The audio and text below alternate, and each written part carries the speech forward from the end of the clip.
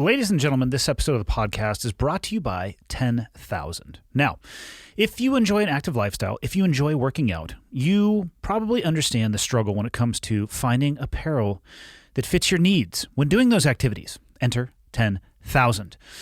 I have searched for many years, whether it be my years working for CrossFit or even the years when I was in the military, for a good short/shirt combo. 10,000 sent me out some gear to try, and I tell you what, stuff is damn good. Specifically, I'm loving their 7-inch tactical short, which was developed and tested with over 50 Special Ops members. You name it. SEALs, EOD, Marine Raiders, Green Berets, the whole 9 yards. These shorts are chock full of features that are going to stand up to the toughest workout sessions you can imagine. They are made of ultralight ripstop fabric, paired with a tough-as-nails waistband, permanent anti-odor treatment, pockets that are no bounce, which is incredibly nice if you carry a phone, medium compression and anti-chafe liner, and slide slits and a 4-way stretch for maximum range of motion. I'm pairing that thing with their lightweight shirt, which is perfect for summertime, extremely lightweight, breathable, and quick drying. If you've never heard about 10,000, you're wondering who they are. Well, they're the makers of the highest quality, best fitting, and most comfortable training shorts that I've ever worn. Whether you're into rucking, Olympic lifting, obstacle course, everything in between, 10,000 has a product that's going to work for you. They're a direct-to-consumer company, so you get premium fabrics, trims, and techniques that other brands simply cannot afford. They also focus on collaborative product development, which is huge. They have a team of over 200 athletes that test their gear to ensure the perfect design, fabric, trims, and fit. Over 9,500 5-star reviews, free shipping and returns, and lifetime guarantee. 10,000 is offering the listeners 15% off of your purchase. Go to 10,000.cc. Now, that's not a mistake on my part. This is not .com, it's .cc.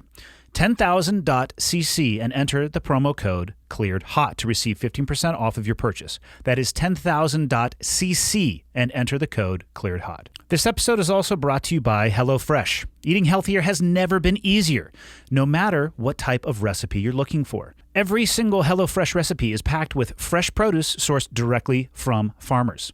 And right now, it's a great time to cook with HelloFresh, America's #1 meal kit. And they're offering you, the listener, 12 free meals, including free shipping when you go to hellofresh.com/clearedhot12 and use the code ClearedHot12. HelloFresh has delicious and nutritious varieties. They're offering 25-plus recipes featuring a range of flavors, cuisines, and ingredients so you'll never get bored. You can try something new every week, and they're offering more extras than ever before. Their selection of delicious add-ons is getting bigger and better every week, featuring perhaps quick breakfasts or lunches, protein, savory sides, and crave-worthy desserts. You can save time and stress and eat more sustainably. The recipes are easy to follow and quick to make, with steps and pictures to guide you along the way. HelloFresh is trying to cut out the stressful meal planning and grocery store trips so you can just enjoy cooking and get to the table in about 30 minutes or less. They're very flexible and committed to giving back. You can easily change your delivery days or food preferences, and you can skip a week whenever you need to. The last meal that I had from them was the beef tenderloin with mushroom sauce. Not something that I would normally make for myself, but it couldn't have been simpler. And it was incredibly delicious. No grocery store trip required. If this sounds like something you're interested in, simplifying your life, go to hellofresh.com/clearedhot12 and use the code ClearedHot12 for 12 free meals, including free shipping. Let's shift gears for a minute and talk about investments. This episode is also brought to you by Acre Gold. And you may not know this, but the price of gold has been all over the place lately. And now there's a new way that you can buy gold through a company called Acre. They let you subscribe to gold bars for as little as $30 a month. You pay each month, and once your gold stash reaches the price for their gold bars, they're going to discreetly ship Acre Gold to your house. Just recently, Acre has introduced a new $100 a month subscription for a 5-gram gold bar. They let you invest in physical gold without coming out of pocket all at once. Acre is going to keep you updated on your gold stash every month and it's going to ship once you reach that price threshold. With Acre, taking the physical delivery of your gold means it's safe and sound and it's in your hands, and they're going to ship discreetly and directly to your door. Acre designs their gold in California and sources their gold from one of the largest mints in Switzerland. One of the most interesting things about Acre Gold to me is that it's one of the very few affordable and tangible things that you can buy that's going to be worth anything in 5 years. The big takeaway, though, is that you don't have to come out of pocket all at once to acquire meaningful gold over time. Visit getacregold.com/clearedhot and start investing in physical gold today. Make sure you go to this URL because Acre is giving away a gold bar. And to qualify for that giveaway, you tweet or post why you should be the recipient and mention get_acre. Again, that's getacregold.com/clearedhot. Last but certainly not least, we're going to go out hard talking about my favorite topic, mental health. This episode is brought to you by BetterHelp. If there is something that is interfering with your happiness, or you feel like you need to talk to somebody, BetterHelp is here to assess your needs and match you with your own licensed professional therapist. You can start communicating in under 48 hours, but be aware, this is not a crisis line, and it's also not self-help. It is professional counseling that is done securely online. What you should get out of that is you're going to be the one doing the work. There is a broad range of expertise available, which may not be locally available in many areas, and this service is available for clients worldwide.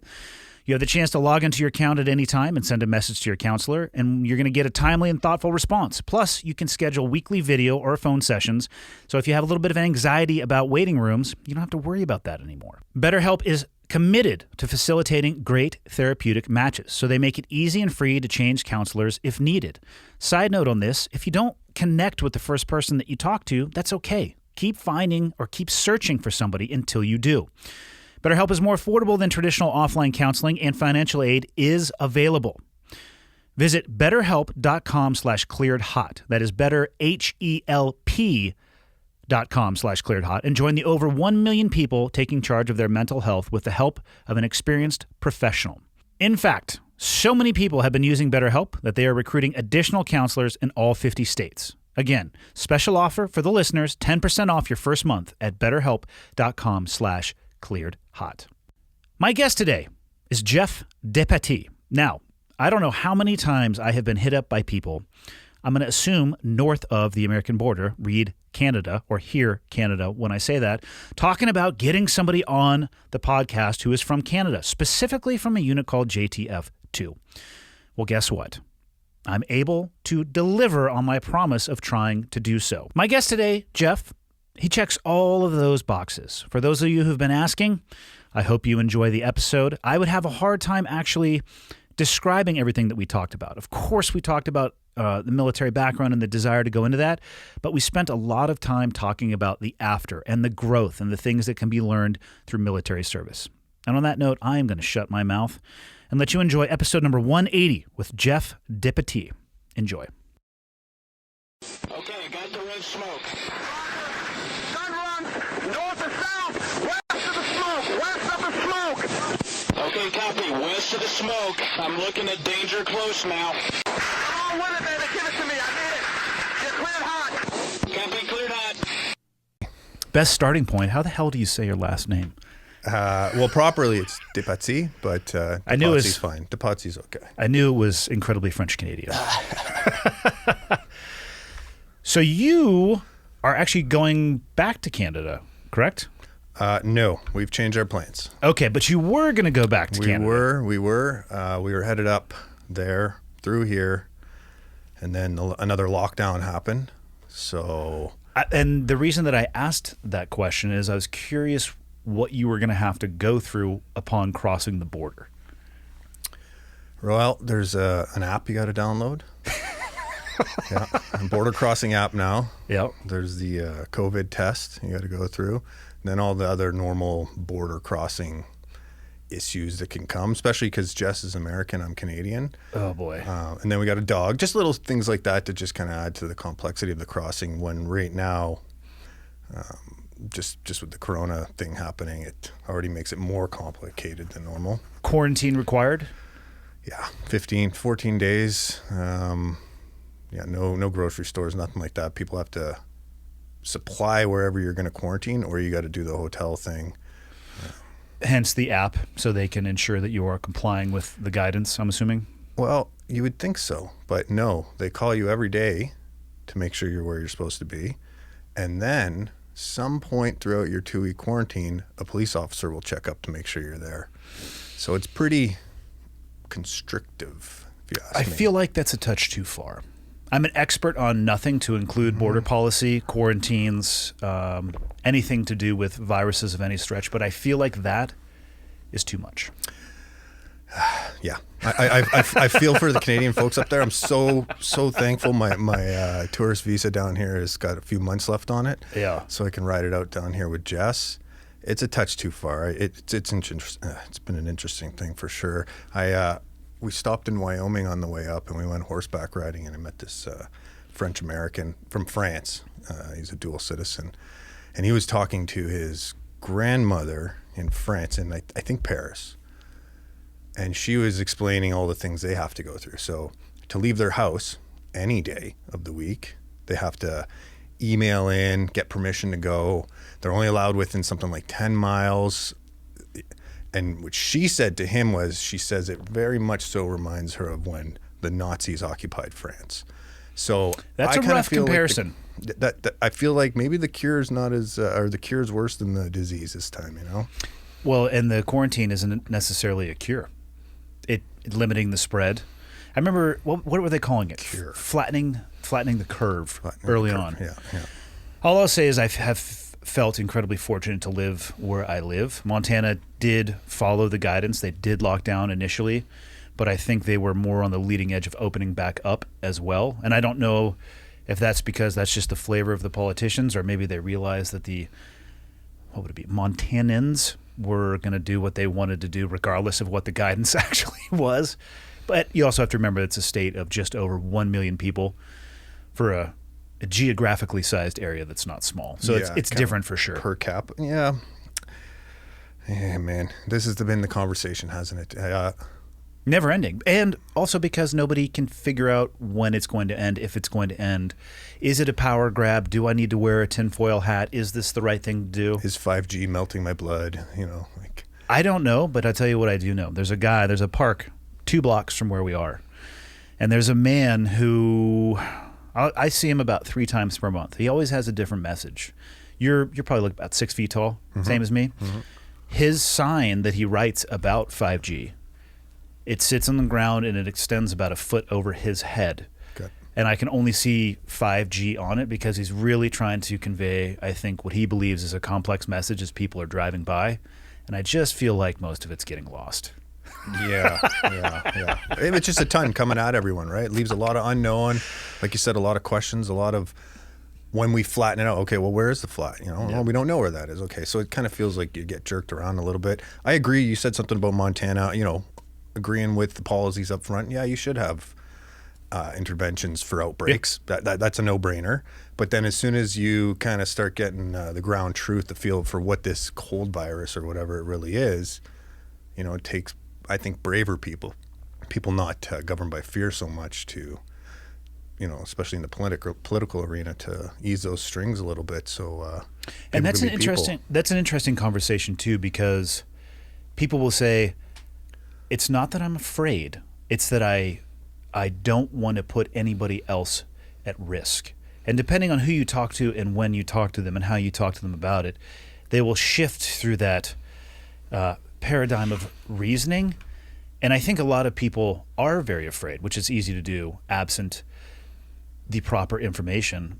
But I think I've said this before, the behavior that I have seen, not from everybody, but I'm disappointed from a lot of the behavior that I've seen in the American public in the last, 14 months now? And again, like I'm not going to apply that incredibly broadly, but there are some things that people have allowed to happen to them, they have willingly surrendered certain things, and then the just expression of their frustration.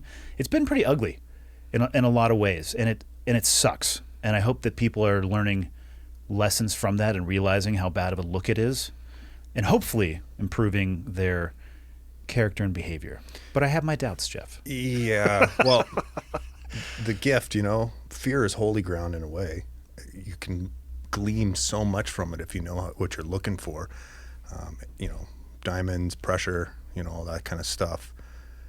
But yeah, I would agree. Doubts for sure. You see kind of the chicken running around with its head cut off kind of mentality. Yeah. It has subsided a lot.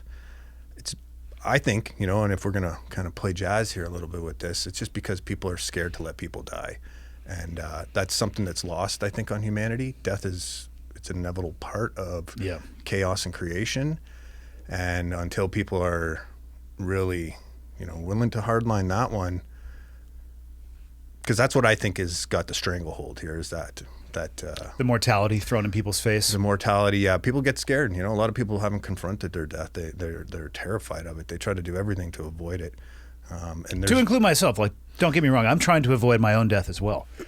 listen, I'm not out here finding death, but Correct. I'd rather die living than trapped in some place, some kind of constricted environment, that whether it's politically created or created by my own ego. I'd rather be on my deathbed, very satisfied with my experiences in life, as opposed to saying, I wish I would have done fill in the blank, or I need another piece of chocolate cake. It's like, I'm going to work out hard and eat that chocolate cake, and I'm going to explore experiences, and I'm going to take calculated risk, which is different than gambling or just being an idiot. But I want to fill my single lap up around this track as much as humanly possible. That is it. And for people like me, probably yourself, here, like you said, kind of the Midwest of America is pretty loosened up right now. So we're down outside of Phoenix. It's been pretty loose for a while now. Yeah. But every time I start creating my life plans, like Jess and I are planning to circumnavigate the globe on a catamaran, everything's closed down. How do you do that? Border issues. And it doesn't even have to be that big of and grand of a plan, like what if an American wants to travel up to Canada right now? They can't even do that. The closest neighbor, Yeah. We're about 60 miles as the crow flies. Yeah. Of course, it takes like 3 hours to get to the border checkpoint because the road goes west first and then south and then north. But I did, God, I have to use past tense now. My opening of archery season was in northern Alberta. Past tense. Yeah. Because last year, it obviously got shut down. I've already had a few guide outfits reach out because obviously as a non-citizen, you have to go through a guiding service up there. And they're basically saying, hey, we don't know.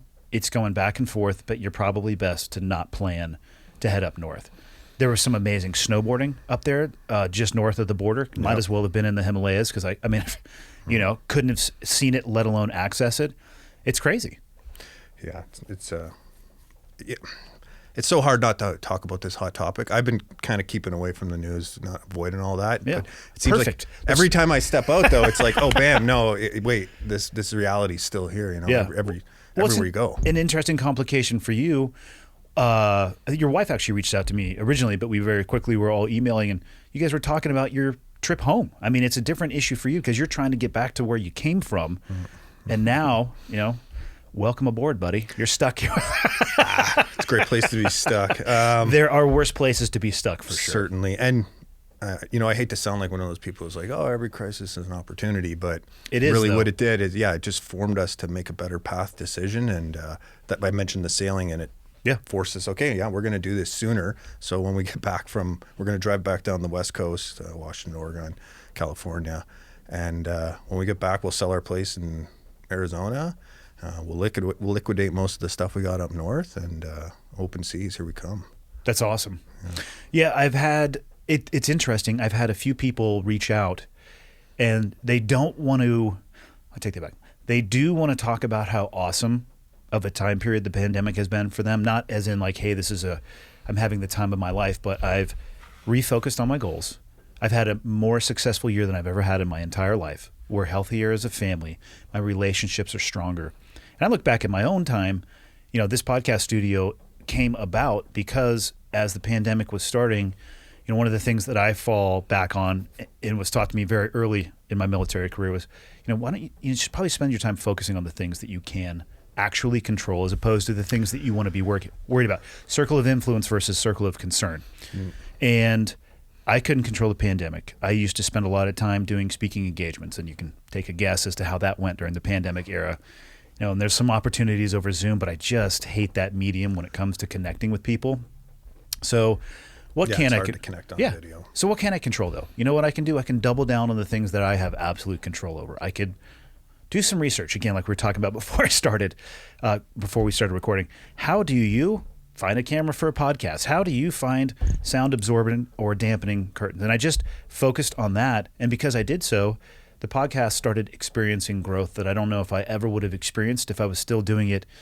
Basically I was doing it out of my house, which wasn't bad, but in comparison to the ability to control lighting and sound and the professionalism of it, it was a huge leap forward for me. And it occurred in a time where I think a lot of people were worried about things that they can't control instead of doubling down on things that they can. Yeah. Yep. That's the beauty of trauma. Like, we use post-traumatic growth in our business as a medium to raise awareness, expand consciousness, whatever you want to lump into that term: knowledge, learning, skills, your craft, how you make money, how you live life. It's a great catalyst for that. Like you said, you can attest to it. Yeah. Same for us. Like, when it first hit, we did the old because half our clients were American, half were Canadian. Border closes down. There goes half of that cereal. 50-50, either way you go. Yeah. And then it was like a bit of a struggle. We tried to open it up stuff down here in the U.S. and it just wasn't happening. But it forced us to run something else and do some other things that will have benefited us. And like you said, expanded those horizons. When did you leave Canada and come to the U.S.? We left... we got in around like November 1st last year. It was quite the ordeal. So Jess and I have been just traveling back and forth on tourist visas for a while, but every single time we got to go into secondary, it's a bit out of control. I have experienced the secondary and tertiary screening at Canadian airports. Yeah, well, both sides, it's not pleasant. I know they're just doing their job. It's all good. But this time, so she drove my truck down. I can't drive across the border. Why?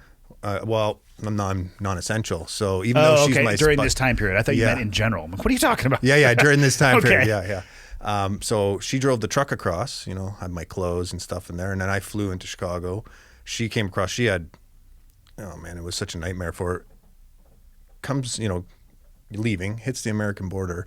They weren't going to let her through, an American citizen, because she had like my clothes and a few other things. They turn her around. She goes back up to the Canadian border, and the Canadian border is like, well, we're not letting you back in. Oh boy. Like, she's literally, they had her outside hucking my clothes because they wouldn't let her cross with my clothes into a dumpster. Not that I'm complaining, but like thousands of dollars worth of alpine gear and climbing for sure. Not climbing equipment, but climbing clothes, rain gear, all gone. So anyway, she eventually got through. We met up in Chicago, but it was weird. It was such a weird time then because it's kind of that second wave, I think they were saying. Yeah. And to be downtown Chicago, like right in the financial district, and it's just like tumbleweeds of newspaper blowing around. It was so dead. It was so weird to see all the office buildings empty. I had that experience in L.A. I was there the evening that they locked down. And for the first time in the history of me driving from L.A. to San Diego, I made it like 65 minutes. But it was a ghost town. And the only place that I actually saw people was on the beach. And they were so far away from each other. But it was the one place. That's before they put fences up in front of certain beaches to prevent people from going out into the fresh air. Which, again, I understand it was very early. But damn. Yep. It was crazy. Where were you living in Canada before all this kicked off? Manitoulin Island. It's an island in Lake Huron. Okay, I don't even know what that is. It's world's largest freshwater island. It's a great place. Yeah. Really? Yeah. Because you were born and raised in Canada, I'm Yes. assuming. Yeah. Which province? Ontario, Northern Ontario. All right. And then what led you to your military service? And before you answer, just so you know, I get hit up hundreds of times per month about having a Canadian military member on the podcast. The reality is pressure. I don't know any. I would see you guys, not meaning the unit that you were at, but Canadian Force. I would see each other in passing. I never had any real direct interaction. I didn't do any combined military training. Didn't do any combined operations overseas. Again, same. We'd see him, at Bagram or Kandahar. It's all timing, right? Yeah, but it was all like in passing, like, "Hey, what's up, dude?" And like that was it. And so people are like, "When are you going to get somebody on?" Specifically from JTF2. I'm like, "Listen, I don't know."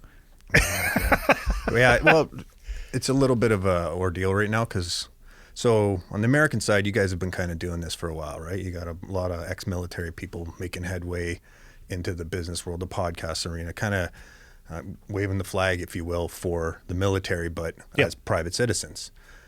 Moving on to their next phase, I would say, whatever that may be. Some are podcasting, some are business, but for sure.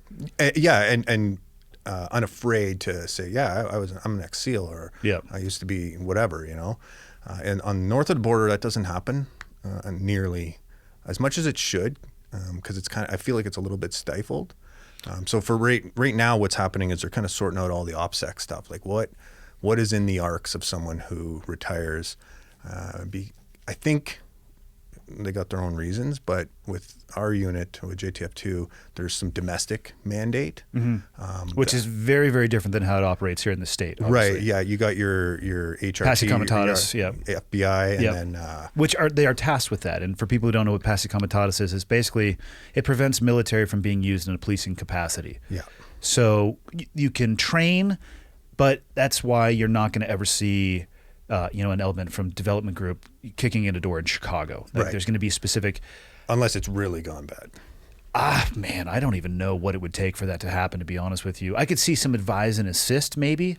When I say bad, I mean really bad. Yeah, That's so you're talking Walking Dead. At that point, all bets are off. Yeah, when they're finally, martial laws, I had forgotten about that mandate for JTF2, where you guys did have that in-country, meaning Canada, ability to actually do that. So with that, I think there comes a little bit more of a load for OPSEC. Anyways, I think there should be.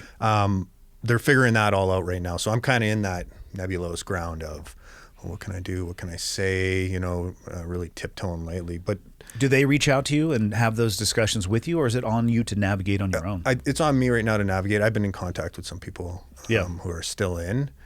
Really, I'm a private citizen, so as long as it doesn't fall under the things that I signed paper saying I won't talk about, it's not too bad. But to back up to your question, Andy, I apologize.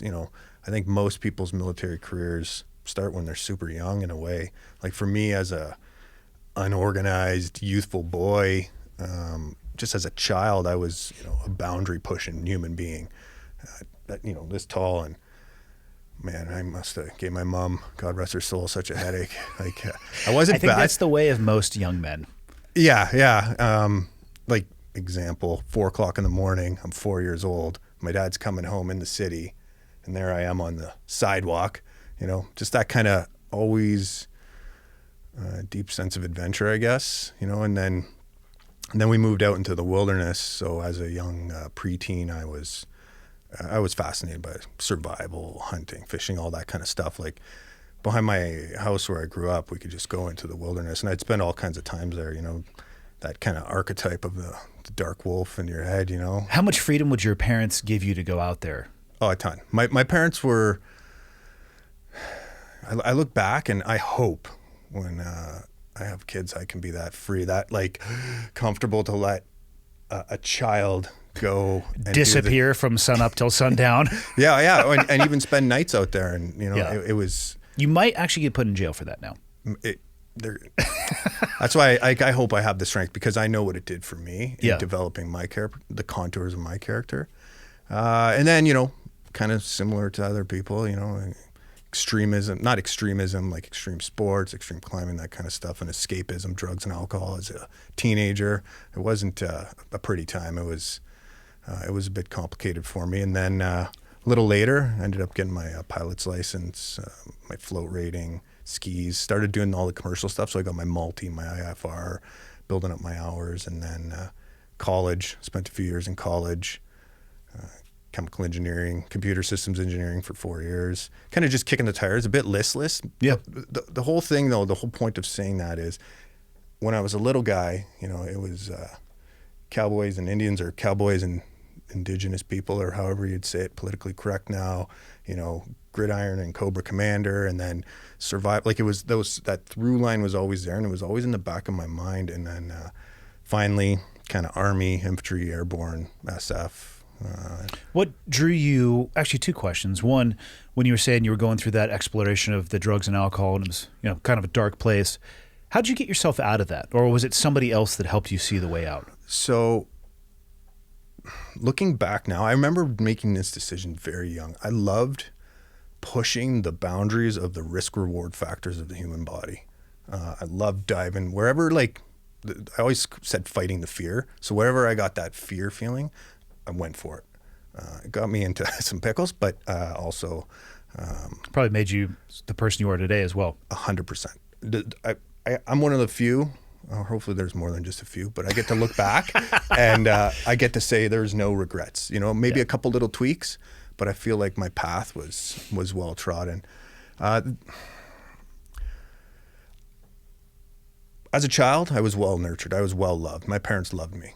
And I think between somewhere like 0 and 7, when you're first developing, if that happens, you have a strong base for later on. Because I think if I didn't have that, I may not have got out of the drugs and alcohol.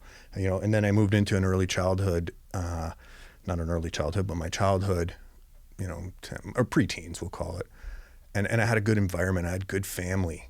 And then that sets the foundation to pull out of that kind of thing. But like I said, I would just, in my lust for adventure, it got me down those holes, and then eventually kind of got stuck in some habitual stuff. So what I'm saying there is sometimes you have the tools to start pulling yourself out. And that's what kind of started to happen. And eventually my body just was like completely rejecting it.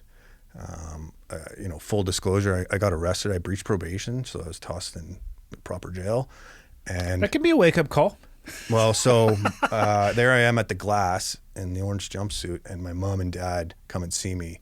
And for the first time, my dumb ass registered the disappointment. Not like I wasn't a terrible, evil human being by any means, but I was hard on myself. And then after that, it started to. That's like when I got my PPL. That's when I went to college. That's when I was like, okay, I got some other options here. But the whole time I was threading things I thought were going to be important for me for my military career later on. So did you have a design for yourself? Did you know you were going to go into the military later on before going into college, or was that a decision that you made while in academia? I would like to think it was always there. I know it was always there. I just... when you're searching, some people, they seem to find their life's work like that, right? They come out at 5 years old, they're like, I'm going to do this. They do that, and somehow they're happy doing it all their lives. Those are the anomaly, though. They're very rare, very rare. We could talk a little bit about the brain development of those people versus people more like me that are slower burns. And there was no way I was going to find my true purpose where I am now until later in life. But anyways, I knew I was threading it together. There was a couple hiccups. Quite frankly, the Canadian military during the 90s sucked. I say that and obviously with all honor to the people who were there. Yeah. It was kind of a dark time because the government was trying to force it into this peacekeeping unit, and they hadn't realized yet how broken the peacekeeping model was. It's a pipe dream. It was a nice thought, but it just doesn't work. It's an academic approach that often, if not, I try to use terms like always and never sparingly. Yeah, absolutely. It fails. It often fails in practice. Sounds great. Rubber meets the road. Oh shit, not going the way you thought it would be. Yeah, and I would argue that it hadn't worked, but that's okay. Again, there's no what's work. If you look at the plan of life, the complexity of the chaos, what's working, what's not working. Hard for me as the high school dropout to, oh yeah, that's working, that's not working. But how is, in the U.S., as I'm sure you've been able to determine just by being around the U.S., there is a large emphasis placed on military service. Maybe not necessarily everybody needs to go into the military, but there is a reverence for the veteran community. In my opinion, that reverence actually goes too far often. It opens doors that it shouldn't. It provides people opportunities that they may not be qualified for, and it excuses behavior that I think is unacceptable, but it is deeply ingrained in the culture of the United States. How is it viewed in Canada? Well, again, that dark time, those 90s, quickly circle back if you don't mind. Yeah, of course. I wasn't sure if this was the military for me. So I actually started enlisting in the American military, and 9/11 happened, and then Americans stopped taking foreign citizens. Mm-hmm. So that delayed that whole thing a little bit, just to kind of close that up. It really wasn't until 2001 when everyone started heading to Afghanistan that the traction started happening. Like, you wouldn't find, I don't know, I don't want to generalize or make a black and white statement, but there was no veterans discounts. There was nothing like that. There was no support to troops. And that's kind of what I asked. I was just curious about what the Canadian society, of course, tough to say as a whole, but just in general, how they viewed military service. I think, by and large, they were trying to move away from having to have militaries. maybe not fully not have one yet, but kind of the belief that maybe we can go into the world that doesn't have militaries per se. You know, I don't think we can ever have no defense, even if it's from outer space or something. You know I think mean? you can stand by for the consequences, but yeah. it's a choice that can be made. Foreign policy might be difficult. Yeah, there's a few countries that make it work, you know, Costa Rica, but there's reasons that it can function a little bit better. Foreign policy becomes Problematic. Yeah, at best. And I think it was a little like they were kind of, in my opinion, just doing the bare bones to be like, oh yeah, we made the NATO mandates and this and that. And, but then it was a wake up call. When the Twin Towers got hit, it was like, you know, we had many Canadians, thousands down there. So where were you when that happened? I was in college. I was in, I was in computer systems engineering. I was in routing 101 or something. I can't even remember. I won't even pretend to remember what class it was. But I remember we're all sitting there and we always had a TV in there and it was going and it was like, wow, you know, surreal. And it just lit the fire though, you know, for me. For many. Yeah. North and south of the border. Yeah. It just like COVID, I hopefully see happen. It can shake people out of apathy, and sometimes we'll take the wrong routes. But sometimes, like, apathy is like the bottom of the barrel, you know. And I think a lot of people live like kind of like this half life of shadowy mediocrity, if you will. And above that is things like anger and fear. At least they get your juices flowing, you know. They get you motivated to expand horizons in maybe lower vibrational ways, but at least it gets you going, you know. And I think that did that really quite well.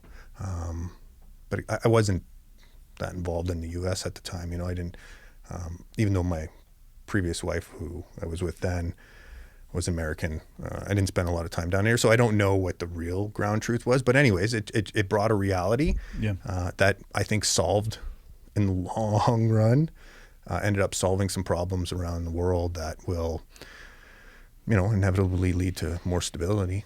What was your path post 9/11 into the military? It was long and drawn out, quite frankly. It was, That's awesome. It was like, so a little bit slow. The CF, was the Canadian Forces, was still kind of chugging along. They were like, okay, we're involved. We'll send our SF and we'll send some battalions. And but then they realized, oh, we're in a war here, and we better buckle down and get ready for the long haul. So, you know, recruiting happened, but I ended up having to take care of the family business for a while. My dad had a hip replacement. He got beat up a little bit. He beat up his body and needed some downtime. So that, you know, like recruiting, you go to the recruiting center, it's like, oh, it'll be about 6 months before you go to your basic or whatever, you know, and then like it can create a timeline. Yeah. And just that, helping out the family with that, ended up being a few years before I actually got in. Yeah, it took a while, surprisingly, because I would say, and again, I'm kind of speculating a bit, but like around 2004, 2005, they're like, well, we got to get the recruiting up, and then the CF ballooned up a lot more, and into the infantry, kicked it there for a while. So, if you would, at whatever level you feel comfortable, just describe your path from that infantry to where you ended up. I mean, did you even know that JTF2 existed when you joined? So that was another thing. Remember I was telling you through the dark 90s? For me, we technically had no special forces. Even though they were there, they wouldn't release it. The public didn't know anything. The recruiting centers didn't even know anything. So that's where I wanted to go. I knew I had to go to the SF. I'm sure you can relate to it. There's something in there where you're like, being a cook's not going to cut it for me. I got to go this route, you know. And no shame to the cook route. Everybody is important. Correct. It just was not. I was not the tool for that job. Yeah, exactly. And like I said, through that drawn out time of helping out the family and stuff, finally I went in and the recruiter was like, it was so weird. Like closed the door like it was a big secret and like busted out and like started it. And I was like, you know, why isn't this more public here? You know, we got to know about this kind of stuff. There's a lot of people who would, you know, be banging on the door to get in. So, she tells me this. I'm like, okay, well, what's your three choices? Infantry, infantry, infantry. Don't even waste my time with anything else. Did my basic training. Most Canadians in the regular army go to a place called Saint Jean, Quebec. It's the old Olympic village from the 80s Olympics that were in Montreal. And you know, do your basic training and, you know. How long is it? It was 14 weeks when I went through. So basics 14 weeks. And then everyone in the Army goes to soldier qualification, which is, they've changed since now, but it was about 10 or 11 weeks. And then I had a winter DP1, that's our battle school, which is another 12 to 14 weeks or something like that. But it took a while again, you know, circumstance, like you do basic. Yeah. And then there's some months waiting to do There's a gap. Yeah, you know, you're always waiting for that next thing. So It's called hurry up and wait in the old U.S. military. I'm sure probably in the Canadian military as well. It's a very, very important tool to learn. Yes. A very important skill to learn, sorry. Nap when you can, lay down when you can, but if you have to, just sleep standing up and wait. Yeah. Did you, before you diverged and went down to the Special Forces pipeline, did you deploy, or when was your first deployment overseas? Man, I hate to even say this, but again, circumstance. So I wanted to go into an airborne company. So we only have 3 across Canada, and they're small. So there's like a, you know, it's a tougher area to get into, and you got to go into the battalion that they're part of, the 3rd battalions of each of the regiments. So I had to wait that out a little bit. And when I finally got in, they had just came back from deploying. And, you know, that's another pain that a lot of military people who are kind of the dog, you know, pulling on the leash to get in there can sympathize with. So it was, man, it must have been 3 years. And not only that, we were light infantry. And by 2008, now we're around 2008, 2007, they wanted to go mechanized. So, you know, like you guys use the strikers and stuff like that. We had developed a lav. Yep. Very similar. A great tool. Very powerful weapon. It's a great tool unless they bury, you know, a couple hundred pounds of HME or 1,500 pounds of HME, and they go detonating and cartwheeling into space. Well, get this. So we spend almost a whole year waiting, what do they call that? Anyways, I'm not diverging. Damn it. Yeah, you know when you're waiting, but training on the labs, getting mechanized, and then we go overseas in 2008 and we walk everywhere because it's safer than driving. Yes. It was much safer. It was, if we didn't have helos, you know, which we could use now and then, but in our Army, you don't always have helos to get you there. Yep. I think actually hoofing around as much as it was difficult, especially there with all the great bros and stuff like that, we were against the grain. It worked really well. It was a great strategy. It's simple on paper. Yeah.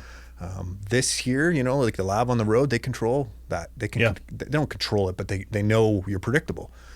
We became unpredictable, and it really threw them off in that zone. So we were in the Panjwai, in the kind of Zangabad area, Mushan, and then we'd work our way down to the Pakistan border, but mostly from Kandahar Airfield over to Mushan, just north of the Reg Desert. And it worked really well. It kept them on their toes. It kept us in control, and we had regained some lost land. And kept you guys safer. Oh, yeah. By the time my last deployment to Afghanistan was in 2010, and we took I think it was an RG-33, which is an armored personnel carrier, essentially. Forget what we were driving. It was like 3 days after getting to the FOB we were at, IED strike. So then we sit there and we watch it for 3 days so we can get a wrecking crew to come up to drag it out as we're watching people implant IEDs around. And then it was at a broad level off-road vehicles that we chose to use to drive places we thought people would never think that we could go. Catastrophically safer. It's like, kind of counterintuitive, right? Nobody would ever go over there, right? Cool, we're going that way. Yeah, no armor, whatever, all exposed, but it's much safer because, you know, as much as, you know, we did get in gunfights and all those that never stuff, bothered me. IEDs bothered me. Well, the point of that is they don't really have the control there. We much have the superior firepower, firepower, especially if you want to bring in air stacks and stuff like that. Yeah, but the day we were choppering out of our fob to go back to Kandahar Airfield, the other battalion, I won't name it, that took over from us, they were kind of like, no, we're going to change it back up. I kid you not, like right here, we're in Spurwin Guard, they drive out a little bit south, boom. Yeah. That fast, So it did work. The vigilance, man, humping 20K with 100 pounds of mortars and stuff on your back is not fun, but it paid off in the long run. It saved a lot of lives for sure. Yeah, not getting vaporized inside of a lightly armored mechanized vehicle isn't fun. So I'll take with no chance of fighting back, really, at all. Unless you're the gunner, maybe, or an air sentry. I don't think so. That scared me more than anything else. The uncertainty of being in the back of one of those vehicles. To die not fighting was not appealing to me the either. Complete surrender of control. Like, it's not that I enjoy being in a gunfight, but I'd rather take that every day of the week and twice on Sunday than getting in the back of a sardine can. Yeah, and then even when we'd stay outside, whatever the combat outposts, the FOBs, whatever we were at, that felt much safer because the FOB's kind of safe, but again, it's a stationary place that they can, run tactics on, and they don't control it, but they can control when they hit it a little better. Where the more mobile you are, it seemed to be more effective. What was your guys' mission while you were there? Mission, like overall, I mean, what your mission statement, I guess. Yeah, we were op Athena. I don't remember that, to be honest with you. Like I came out of the military. I have some TBI, like a few folks, but there's some things like that, especially names of places, dates, that kind of stuff that I don't really remember. I get so more than anything. So for me, like my last tour over there was very much by, with, and through. Partner, force, advise, train. And we were living with the host nation to try to have a presence. Earlier on in my deployments there with development group, it was very connected, DA centric. So I'm just curious, were you guys there doing presence patrols? You know what I mean? Like at not an actual operation, but the overall like tasking of when you guys landed there. Like, okay, how long was the deployment, by the way? 9 months. And so when that's in that 9 months, what was your objective? What did they want you to do or accomplish? I should say. To be honest, it was a jack of all trades tour. Yeah, very common. Yeah, it worked out really good though. We started off lots of presence patrols. We didn't call them DAs or anything like that. They called them raids on compounds and stuff like that. Really sloppy. I look back and I'm like, give me 1 hour with them. I can help them out a lot more. So we do stuff like that. We do presence patrols. What happened is I think it was like the 29th Easting, if I remember right. To the west, the Taliban had, or whoever was in there at the time, had kind of taken it back. And that was a big push. We wanted to push them out to kind of the edge of where the Arghandab and the Reg split. So that was a big thing. But when we were in there, we did QRF, which presented its own things. Now we're rolling around. We have to roll around heavy with tanks and stuff, and the tanks would attract everything, They're a magnet of sorts. Yeah, well, they're a big ticket item to get, for them. So you roll with tanks, you get that. Even though you have like the Badgers and the Rollers and the E-Rock and the 100-car convoy that seems safer, it draws a lot of attention. And but we ended up doing some cool stuff going around, kind of helping out the Brits and going up north towards the dam there. Again, I apologize, I don't remember the name of it. We did. It was kind of funny. So they knew they wanted to do this. They knew they wanted to do this, but there was also the Americans were going to take over that AO by like 2010, 2011. That's when CAF really started, the high-rise apartments and stuff, and it got out of control. Timmy Hortons, Domino's Pizza, Hertz rental car. Yeah, I'm not joking. People there. It was a little city on its own. It was pretty impressive in a lot of ways. But we ended up doing route recce's right in Kandahar City for a month. That was something where we're in those big green vehicles driving around their city everywhere. So. For the handover to the Americans, they wanted a good detailed. I mean, you've driven around CAF or Yep. something similar. They're not exactly, they're pretty sporadic, and Yep. they're not civil engineer planned places. So they wanted something detailed for that, but that worked out really good because we stayed at a place called Camp Nathan Smith, and like we had just came out of where literally we're living, the worst life in a combat outpost. It was also the best, of course. And then we come into this Camp Nathan Smith, and they have a pool and 3 hot meals a day and a basketball court. It was crazy. We thought we were on vacation for a month. You know? It was beautiful. It was so great. So we did that kind of stuff, and then a lot of patrolling, a lot of hoofing around on patrol. That's kind of the way over there, especially as the years kind of edged on. It made sense. It was like, you try a whole bunch of different tools, and then patrolling along with direct action stuff from, all the intelligence that's gathered from that was the way to go. I think. I know we came out of there pretty lucky. We only had one guy get shot in our platoon, and he was back in a month. He was I don't know what you guys call it, but the machine gun with the wood stock, we call it a C6. Has a wood stock. It's an FM model. It's from like the Netherlands or something like that. Anyways, the bullet went through that, smushed in his flak jacket, and within a month he was back. And that was the extent. And we got into like, man, oh man, just on that tour, 7 multi-hour gunfights. Not to mention all the pot shots, all the IEDs, all the other stuff that was going on. So I think that's pretty fortunate when the dust settles. I would agree completely. Because every day we're doing something, there was, we don't do any kind of R&R. We do an HLTA. Everybody gets one, it's about a month throughout the tour where they get, it's not like everybody goes. It'd be like, okay, you're going and you're going. I ended up going to Costa Rica. In the middle of a deployment, you went to Costa Rica. No shit. It's kind of, it's a good thought, but when you go, you kind of switch on the switch, right? You're in the hopper. When you go, so I went to Costa Rica. I met up with my wife there, or my wife at the time, and this was just after a month in country. So the first 2 months kind of flew by, but the next 7 were a lot longer. But it kind of, you down tool a little, you get, like, I got there and I was kind of still in my aware phase, I hadn't down regulated yet. And then to go back after being fully down regulated was a little. That's tough. I would have preferred maybe a little smaller, to be honest. I didn't need the brakes, but I think might have worked a little better. They were trying all kinds of things, right? Like all the forces of the world were starting to panic about PTSD and how to mitigate that kind of stuff. So they were trying all these different things that it looks like it makes sense.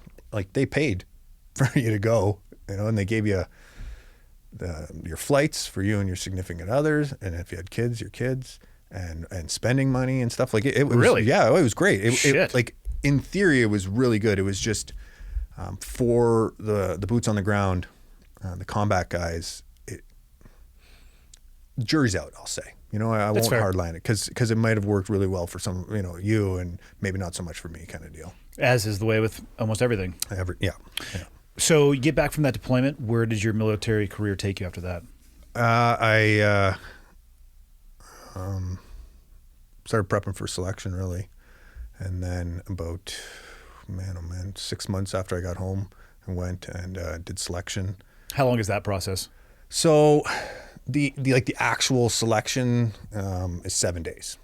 So there's, all the stuff you do on the front, all the physical testing, all the psych testing, all that kind of Even to get into the hopper, Even to get into the hopper. I do think they do a really good job. Again, maybe they're missing some, but you know how it is.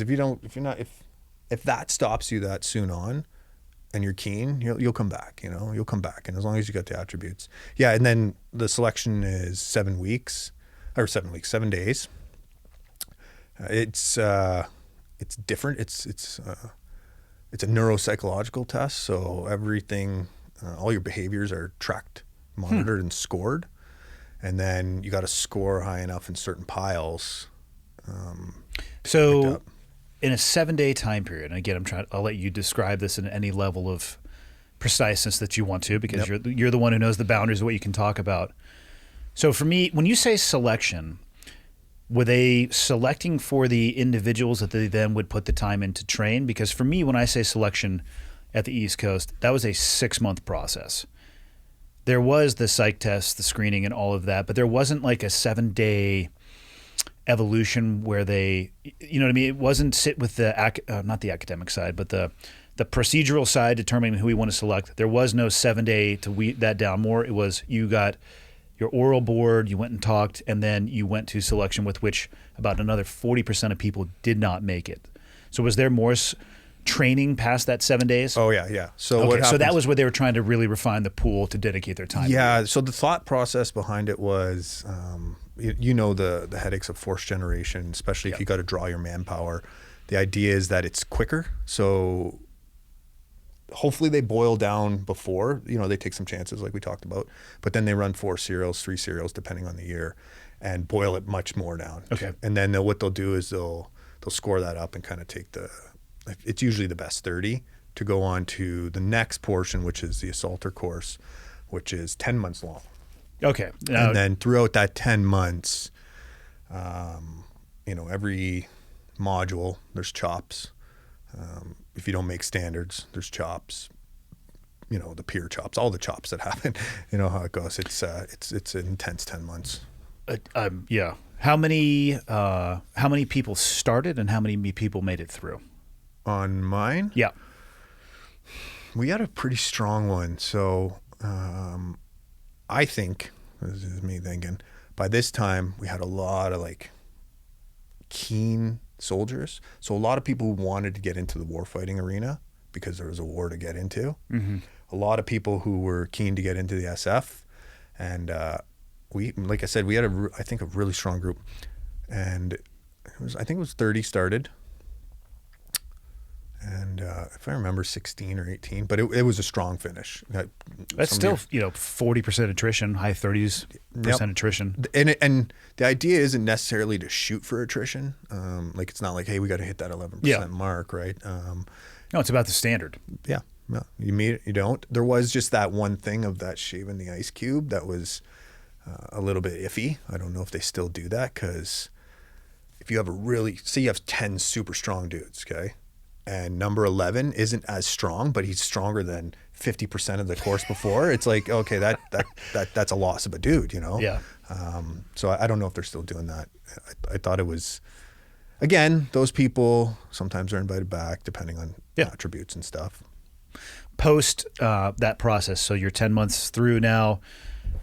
It was a big deal for me, and I think I can speak broadly here. Big deal for everybody when you make it through selection. You get assigned to the operational element you're going to be at.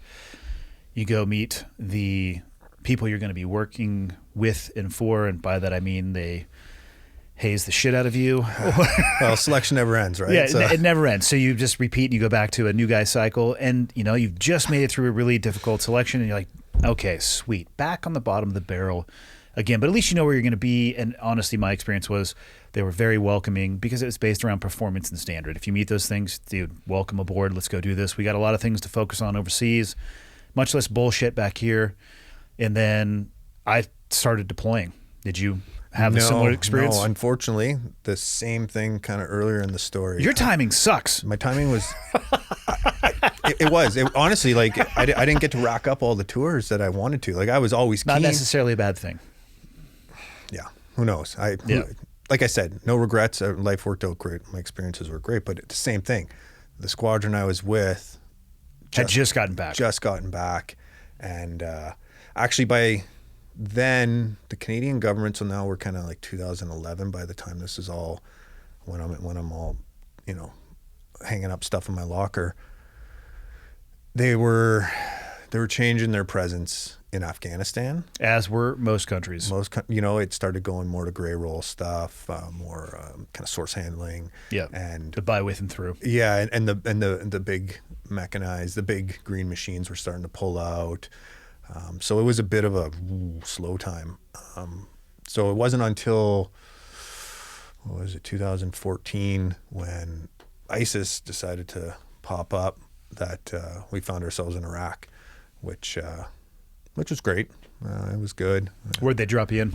We We were in, oh boy, Erbil, around that north? area. Yeah, up north. The group I was with, the team I was with was mostly focusing up north from there. Then we kicked it around there, helping them out. It was good. We started off hot. That was like the first time in so long, maybe ever, that Canada, and this may sound like a weird badge of honor, but we were the first ones getting in the gunfights. And we had, the AAA, the advise, assist, whatever the other A is. Whatever the advise. The good one, a company, the good A to have. So we had all of those. So we were up there on the front line. Again, God rest his soul. We had the first casualty there, which again, like I said, sounds like a weird accolade, but I was a proud soldier. We were in there, and our country was doing this, and it was like that. It was out of the unit. The first casualty was out of the unit. Actually, it was out of our Tier 2 unit. Okay, CSOR, who was there with us. And an unfortunate blue on green. I won't get into the details. It happens, and it is unfortunate. And for people listening, that essentially means, you can describe whatever terms you want to, friendly fire. Yeah. Generally from the host nation. Yeah. Like if we were working with you, it'd be blue on blue. Correct. And then, So no fingers pointed. It was one of those terrible perfect storms of, when you look at it afterwards, you get to see all the details. And how could this possibly happen? How could this possibly happen? But at the time, you're like, okay, I see that, And again, like I said, not to wear it as a proud accolade. It's just like because Canada actually has a big military history. We're the ones who took Vimy Ridge in World War II. We were in Korea. We were, even though we didn't sign up in Vietnam, many Canadians went and fought in Vietnam. So there is a pocket of proud soldiers there, so that was something. Anyways, northern, and then we kicked it all around. As soon as the barriers were kind of put up around the Kirkuk oil fields and stuff like that, everybody was like, okay, we got what we need. And then ISIS, they were fighting a trench warfare style, literally, trying to take on the West. Even the Kurds, I got to give them their props, the Peshmerga, their SF teams and stuff. They worked hard. They did amazing work. I don't want to make it sound like the West won it for them, but there's this modern, massive, powerful, military with airstrike capability, and they're Sensors literally shooting at the line with AKs. And as soon as that happened, they give full authorization to call in bombs. And it wasn't until things started, as it compressed down, and then kind of the final Mosul takeover, that Mosul was a little trickier. By the nature of warfare in a city. You got the last of the zealots really there, and they're dug in. They've been in there for, it must have been a year and a half by the time Mosul was finally taken. So they got IEDs everywhere, I think it's almost impossible to describe the complexity and difficulty of ferreting out those, like you described them, those last holdout of zealots in their, not that they maybe were from there, but in their home turf, and they have already laid out the chessboard in the way that they want it to be. And almost impossible to describe how hard that is. And most of the pawns they're using are the Kurds and the Iraqis who live there, the innocent folk, not the innocent, but like the bystanders of this. So when they have that, like you said, when the chessboard's played out like that and they got those kinds of pawns, it takes a lot of tools to bring in the hammers at least, so everything's got to be a little more surgical. But again, the Kurds quickly developed good SF teams, and I think they did good work there. I was personally not part of Mosul, unfortunately, but our unit was there and carried on, and so I got the secondhand kind of back briefing, and that was kind of her in a nutshell. Come back from that deployment, and then where'd your military career take you from there? Well, I kind of went on this thing. Were you in when the term global engagement strategy was going on? Probably. There were. I honestly lost track of many of the strategies and the. You'd walk in and be like, "Hey, what are we calling what we're doing today?" Sweet. Everything down to like changing the names of the training blocks that we were doing. I'm like, "What are we doing?" Like, "Oh no, it used to be called this." I'm like, "Okay." Yeah. It's probably. So lots of working with other SF units around I think the they world. called it Global Pursuit Global south of Pursuit? the border. Oh, Because it would make too much sense to use the same acronyms or terminology.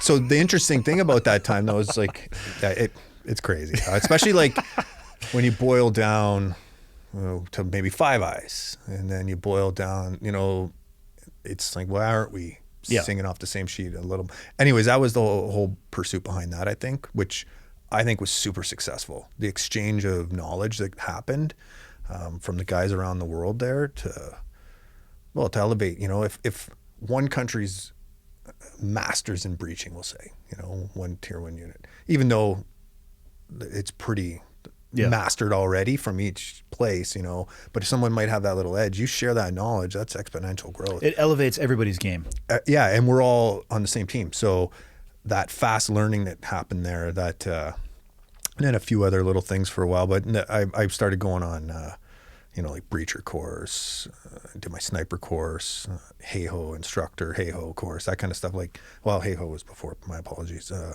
doing the jump course. It was stuff like that. But truth be told, it was starting to, the world was changing, and there was some stuff going on, but it wasn't really going on. And I signed up to go into war zones. That's what it was. And it wasn't looking promising.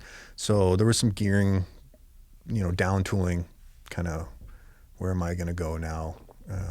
What am I going to do with this thing? And then in 2016, so about a little over a year after I got back from Iraq, I met my wife Jess, and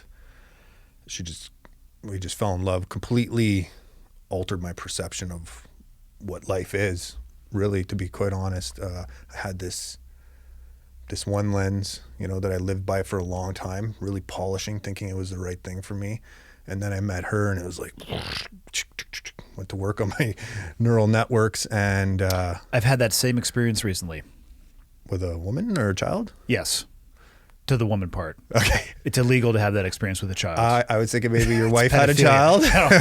I am divorced, but have had a complete recentering of how I see myself, and then just it's been amazing. The divorce was fucking brutal, but the growth that has come from that personally is hard to describe as well. And then meeting the right person has been, I want to say earth shattering, or not perception shattering. Hard to describe, but for all the right reasons. In a more sensitive way, I think also it's like two halves of a whole that finally meet, and it makes sense, like it's cliche, but like love songs make sense. A lot of things that poets talk about, and it's not just stuff around love. It's a lot. It's like it's an expansion of consciousness, really. When I always refer to it as a force multiplier of mine. She completely has elevated me. It's a great description. It makes her feel good. And throwing some military terms at her. Honey, you're a force multiplier. I know, aren't I? That's awesome. Yeah. So you met that person. Well, I don't know when you got up, but I'm going to assume that was probably more towards the tail end of your career, because it's 21 now and you're talking in 16. So yeah. And then a few things happened with family too that kind of, I was like, okay, back to my dad, got both shoulders replaced. He needed some help. And the day I met her, so we're in San Diego. We were outside of San Diego. We were doing some Hey-Ho training. Actually, I was on my jump master course. Yep. And we got winded out, and we're like, okay, well, let's go get a beach house in San Diego. And it was founded by the Dutch. And we went out partying, and the next day went out for brunch, and she was there with her friend. And that day, I bring it up because that day she told me she loved me, and she told me she didn't want me to be in the military. And two very different statements. It was a lot to digest. Yeah. Because, well, it was a lot to digest because of what was going on with me. I was like, well, I said it back. I told her I never said I'd love someone on the first day I meet this person, but it was that impactful. And so then it was kind of, the writing was on the wall now. Yeah. And what I did is transitioned over to the reserves, the soft reserves. So we have kind of a reserve unit. I don't know how it works for you guys, but where we can still work, instructing on courses. I'm actually really unfamiliar with how the reserves units work. I know there are reserve SEAL teams. For $1 million on this table, I couldn't tell you how they interface. I would hope there's something like ours, because it works out really good, because back to that fourth generation, great place, for me to keep my beak wet as I transition into not being a gunfighter. And yeah, we started building up our business. We dabbled with a few things, which are kind of fun. We invested in real estate. That's what my family does. That's the background I come from. So stateside or Canada? Canada. Okay. And then we bought a commercial building, and we had this clever idea the town was kind of, I don't want to say it was dying. It was already dead. Like the big business had already pulled out. Actually, it was the Hershey's factory that was there, had pulled out. The town wasn't doing so great. It was stable and stuff, but we were like, what can we do here that checks a lot of boxes? So we opened up a co-working spot to rejuvenate, help smaller businesses survive. Like a shared workspace area? Pardon me, yeah, like a shared workspace. For us, the intention was, That's right. As these businesses grow, they'll rent our spaces, which is what happened, which worked out really good for us. Plus, we got to help keep a couple doctors in town, and just kind of help rejuvenate around that spot. We dabbled with that for a bit. Jess was into marketing at the time, so she worked online. So it was a place for her to work. Like I said, it checked a lot of boxes. And then in the background, we were building up the SFE, the Special Forces experience, which is pretty much, it's kind of evolved into this collective, if you will, with a few different things underneath it. Before we get to what you're doing now, which I'm fascinated in, by the way, we're going to talk a little bit about your sniper shot, though. I'm not going to let you out of here with that. Because your wife brought it up in the first email. I was like, obviously we're going to talk about this. Relatively long distance, 2.2 miles. Yeah. Just tell me about that experience at whatever level you want to. But it was cut and dry. It was what I can say, and I'm going to say this, and kind of like guys back home, just temper your reaction here. Take it easy, guys back home. Yeah. The group that did it, I was on my sniper course with, and I was the top of that sniper course. So I got to say that just to give myself a little kudos here as I disappoint you. It's all right. Apologize. But an incredible feat of shoulder fired capability there.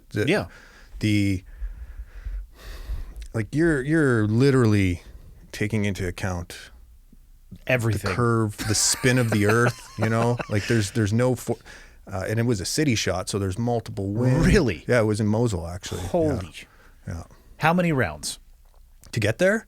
No, like people will say or hear, oh my God, sniper shot at 2.2 miles. And they'll think of a movie scene where one person pulls out just one round in the first round. Standing in a boat. And then just the first round out and the person falls over. And the longest shot I've ever taken is into the just over 1,800 yards. I was digging into my backpack for more fucking ammo. Yeah, actually, it was all on camera, coincidentally. No kidding. Yeah, so there was a team doing recon, and the whole so the Kurds are moving through, and ISIS is doing their thing, trying to repel them and stuff. So there was a few little things going on, but just somehow they captured, just from a few rooms over, the actual shots. And when offline, I'll tell you another story. Okay. About something that's even actually cooler. And it wasn't. I honestly, I don't think it was first round, but it wasn't a ton. I was going to say, I wouldn't surprise. I would have been shocked if it was the first round, just because most people don't have dope on their gun. I got it. Honest. By the time they got there, those guys could have made that first round shot. No shit. Yeah. Wow. Again, there was some equipment there to help them out a bit. Yeah. But there's some we'll call them ballistic compensating computers that can assist the shooter and other devices. And then some optical stuff. Correct. To make it happen. And let's leave it at that. Yeah. I like that. Yeah. Okay. So 2.2 miles, though, is ridiculous. What caliber was it? 50. Okay, 50 cal, 2. Man, I'm thinking flight time in my head. This has got to be 6 seconds. It was closer to 10. Fuck. Yeah. It's a beast of a shot to think about. That's enough time to pull the trigger and watch for a second, and then like lift your head up, like, God damn it. Put your head back down, watch for a second. God damn it. Like, oh. A 3-second flight time when you're buying a gun is a long time. Is insane, yeah. Let alone 10 seconds. That is so crazy. I just think of, like you were saying, city environment, the different wind conditions going down the terrain there, the spin drift of the round itself. Mm-hmm. Yeah, you're talking full trigonometry problems at this point. Yeah, it was literally worst case scenario. It was high angle. Yeah. Oh, of course. Yeah, because that has no impact at all on long range shooting. Jesus. Yeah. It was through a small aperture. Like, it was a beauty of a shot. Like, that's awesome. To be honest, and this isn't to be discouraging, I think it'll be very hard to break. Not because there isn't other people with the skill. It's just, that's a 50 cal. We're not going to shoot too much bigger. There's a couple rounds right now, like the 375 enabler that might. I haven't even heard of this one. 375 enabler? Yeah. I like the name of it already. Yeah, it's pretty cool. It's from the guys at Applied Ballistics. So what's that, about $15 a round? I think it's more than that. Just hucking $100 bills downrange to sight your rifle in? Yeah. Yeah. It may, but what I'm getting at is the 50 cal, you're not going to shoot much bigger from your shoulder. Yeah. And you're not going to touch that kind of distance, let alone kill something at that distance with anything smaller. Like a 338, no, even at like 2.5K, 338 is like really struggling to get. Oh yeah, it would be subsonic by that point as well. Probably be totally, tumbling all over the place. Yeah. And then to have that circumstance, that target situation presented. Yeah, like how it is. It's easy to think, oh yeah, I'll do this and this, and just to have those pieces fall into play to actually make something like that happen. That's where it's nothing like a pride thing or anything. It's just like to get those circumstances again. Did you enjoy your sniper school and the long range marksmanship? Man, you mentioned, I can't remember the new guy. How'd you say it? The new guy, time again or whatever. Like you're just the bottom of the ladder. It always. And so when I went back, or when I went and did my sniper training, which was amazing. It was an amazing course. It's the single most beneficial school I think I went to, and I didn't realize it at the time. And ours, I'm curious actually how the Canadian one is structured. So for ours, it was straight, and it's been changed since I've gone through because they put a more emphasis on, the special reconnaissance. So you're talking pictures and digital imagery. And in addition to that stuff, for me, it wasn't like that. It was straight shooting. I mean, we started on M14s, iron sights, all the way out to 1,000 yards. And then got our 300 Win Mags, 50 cal, and SR25s, and it was, milling things, unknown distance, wind conditions, shooter spotter, and then we had I don't know, maybe 20% of the people did not graduate that portion, and then we went to the Chocolate Mountain area where our desert training facility is and did purely just stalking, and there was some shooting at the end of those stalks as well too. But you want to talk about an understanding of camouflage, concealment, dead space, the ability to maneuver when you can maneuver. I mean, now I look back, I'm like, oh yeah, I'm glad I had that before I started bow hunting. Understanding when you can just, looking at terrain, trying to figure out the path that you're going to take, let alone just navving to it, like. And then you still got to make the shot. I mean, so the objective was to stalk in. I think it was like 220 yards, 180 you had to get to make the shot.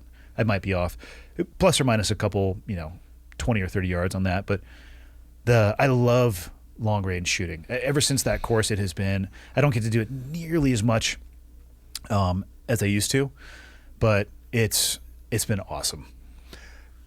It's great because it teaches you so much about, I divide it up into 5 ballistics: terminal ballistics, external ballistics, internal ballistics, to include ammo, kind of lump in sights and stuff like that, even though it's not really internal.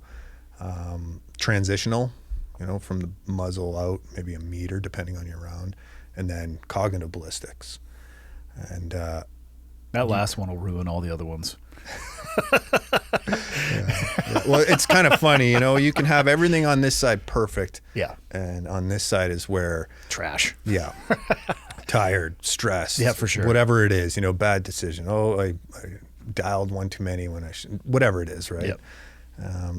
And then you can condense that down, even though it doesn't quite apply the same way to something like a pistol. There's still a lot all of similarities. there, you know, like it really is. So I think it's a great template for all those other things. But to do it en masse, like the way we do it, it would just be too expensive. It's super expensive to run, and it's just small groups. Yeah. And then every year we invite, I think, 2 foreign nations to come. There was an SAS dude on ours from Britain, and there is every now and then people fail it. Like you still got to meet those damn standards. It's a stressful one. It was like, in a lot of ways, I kind of felt like it was like, I don't want to keep doing this. I don't want to feel this. I'd rather be in the gunfight or whatever, you know. There's something about when I'm under the microscope and there's little checks in a box and someone's got a pen. It's not like I crumble or nothing. It's just like, I just don't love that feeling. I don't thrive, or not thrive, I don't crave it. It was amazing though. We learned so many great ballisticians, and just so much knowledge. It expanded my horizons on shooting. And what is your favorite long distance caliber? What's your favorite round? My favorite round. Actually, that's a tough one. So, 1,000 yards and in. Well, I'm a 308 guy. There's something I haven't. I get it, the 6.5, all that. You know, I'm all. I hear you, but I find it makes me work for it more. I'll even go. I'll call it 1,300 meters and in. 308. Yeah. Damn. Yeah. I would go 300 windbag for that. So I'm not saying that's my personal choice. If I'm going, well, if I was to pick my round, I really am a lap mag 338 guy. I really love that round. It's not ridiculously expensive like a 50, and like you can get a tack driver at any distance. You know, some people think that it doesn't stabilize quickly, but you got a good one. It'll stabilize by 100 easily, even sooner, and it's predictable. It's a wind cheating round. It's powerful. Even mid trans, even low subs, I would shoot big game with that, no problem. A lot of hunters might be like, okay, no, but confidently drop things in sub with that. It's kind of near and dear to my heart. Yeah, that round. That's the way the 300 Win Mag is for me. Yeah. It was one of the ones that I learned on. I use it overseas pretty expansively. It hits hard, performs well in the wind. Mm-hmm. Is it overkill? No pun intended for human targets. Yes, but sorry, you're better off having it and not needing it than trying to be at the very far limits of what you can achieve with it. Like we said, you're on an angle, or winds are a little bit more unpredictable that day. It just gives you a little more warm and fuzzy when you're doing the business, for sure. Speaking of guns, this popped into my head.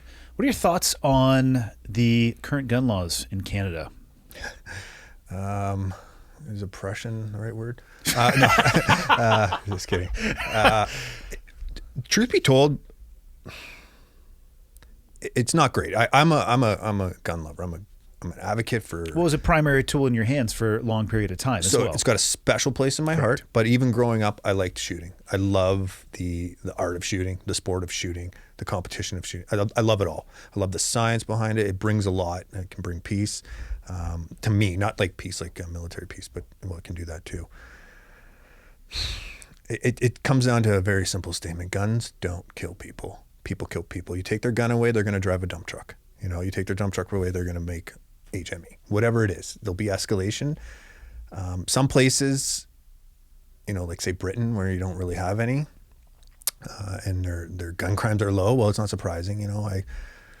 I'm kind of, like I said, I feel like most of it's not from a place of intelligence. Like silencers, for example. In New Zealand, you need to hunt with a silencer. First off, I appreciate it when people throw a suppressor on their gun, because I don't like wearing ear pro around all the time. Ear pro, or if you're out and you're hunting elk, instead of spooking the entire herd, and terrifying them, stressing them, it makes sense. It's like, okay, well, again, having the suppressor or not is, I don't even know if there's really that many shootings around the world with suppressors. You know, it could happen. It can happen. And I'm actually racking my brain to think of.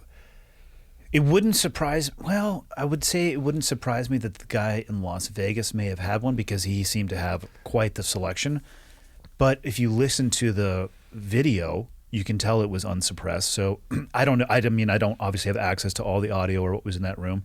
I don't know of one that occurred with a suppressor. maybe, and I don't think this is actually true, but remember the guy that was shooting out of the trunk of his car? The DC sniper. The DC sniper, he might have, but again, might have. I Might have, or he might have had a lower caliber rifle, and he was in. I believe they made a small keyhole opening in the trunk, right? Yeah. So it might have contained a lot of the noise as sound, well. Yeah. So the whole point there is like, why can't we use that? It actually makes sense to have it. It makes shooting more accessible to people who have never shot. How many times have you seen somebody who's never shot before just wildly anticipate and flinch and drive around directly into the ground in front of them because they're scared of the noise and the contained explosion? Noise has a big factor in it for sure. Yeah. Reduces the recoil. It just makes it a more enjoyable experience for everybody that is around. It's another item that total personal opinion, but it's another item that has been vilified, but is also so equally misunderstood by the people who vilify it. It's first off, it's not like in the movies where it goes, Tew. It's like, no, it's still very loud, but it's just, it's tough. For me, it's like, I'll put a suppressor on every goddamn weapon that well, probably not a pistol because that's slightly ridiculous. And yeah, it's like I'm going to throw out my shoulder trying to get it out of an appendix carry. But as far as rifles go, I mean, that's how I would want to introduce it to people shooting. Yep. So they can focus on the mechanics, and it just makes it so much more accessible. Yeah, and that's one little tiny. Now they took away most, if not all, things that fall into the assault rifle category. Again, another hit. You know, like they can be used inappropriately, but they're fun to shoot. They're amazing to shoot. All that said, though, something that a lot of people don't actually know is Canadian gun laws aren't actually that strict. They just seem like it. You know, it's like, oh, another thing being taken away, another thing being taken away. But as far as usage on, we have crown land everywhere. How you can use it, it's pretty decent. Our pistol stuff, it's in the restricted category. You need quite a few checks in the box to be able to carry one around. Again, I would say like a little loosening wouldn't be so bad, so you can go shoot and more option for it. Mm-hmm. But by and large, it's really not that restrictive. Like we did a long range shooting course down here, and so I had to educate myself on BLM and all that kind of stuff.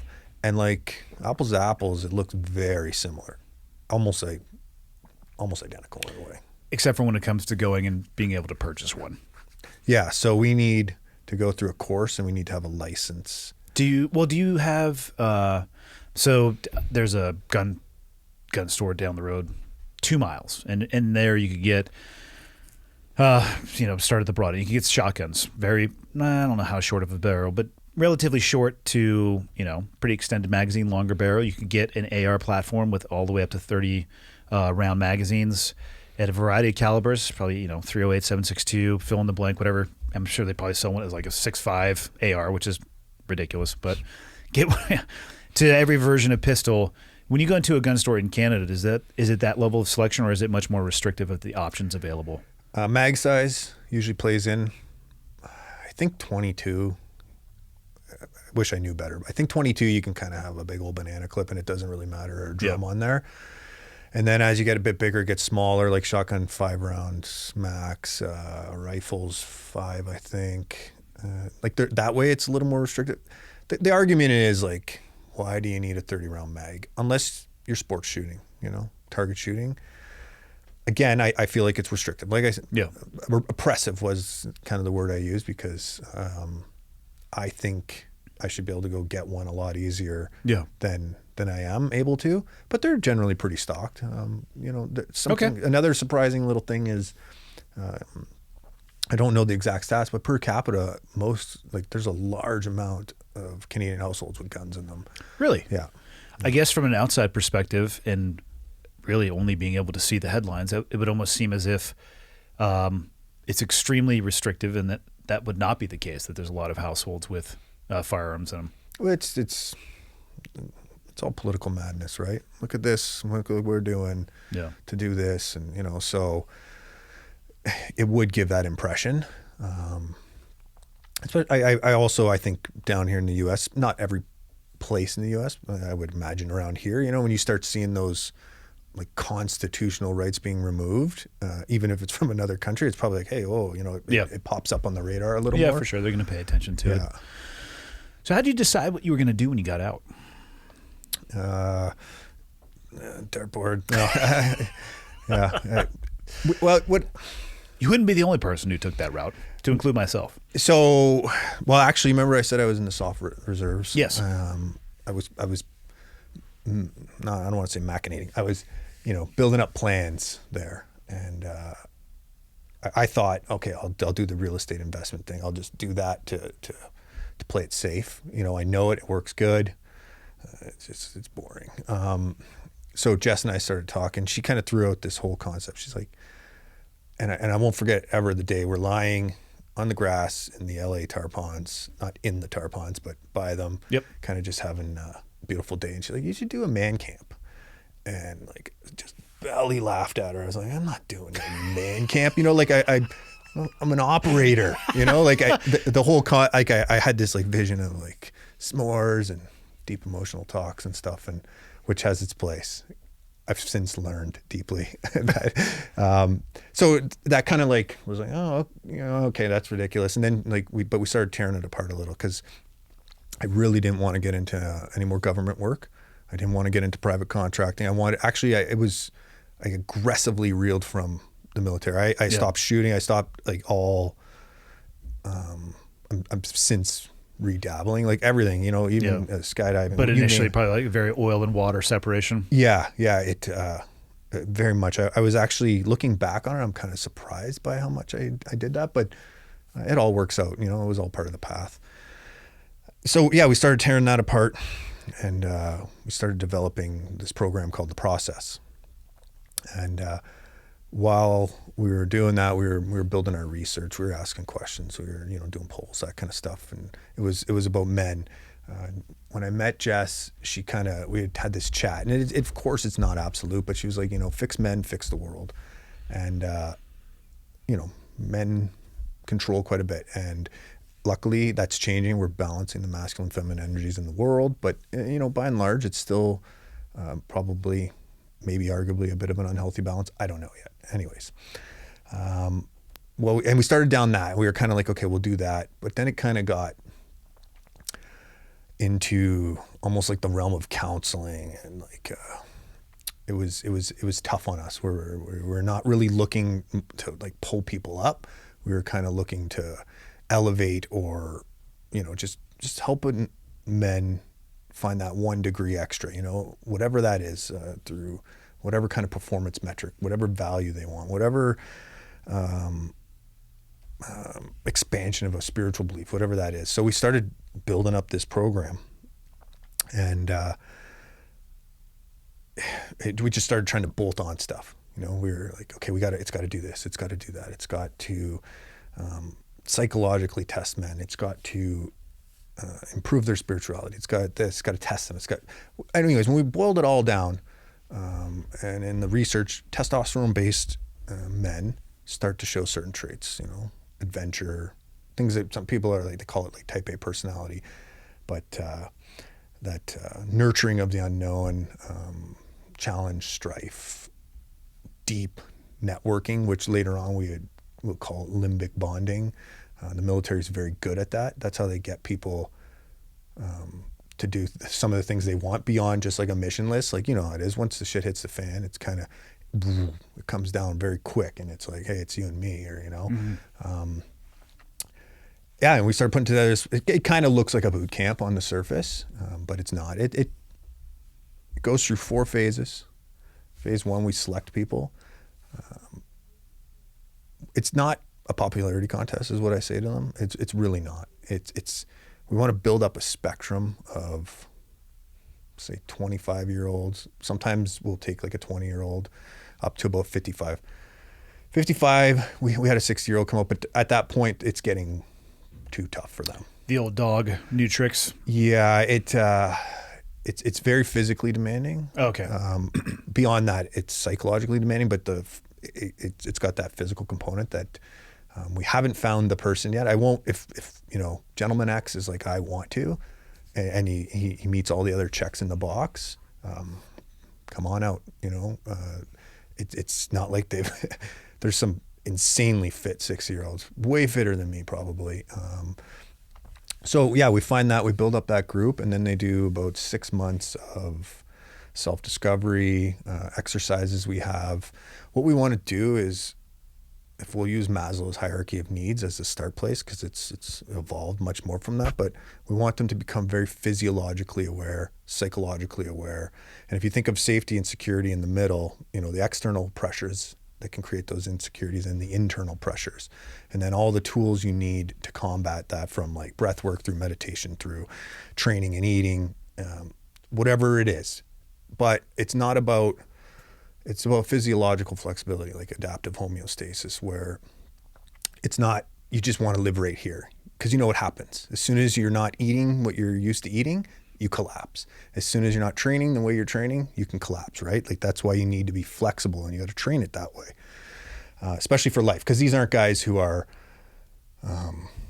it's not like they're going to join the military, or it's they're just doing this to hone their abilities for normal life. Mm-hmm. So they go through that.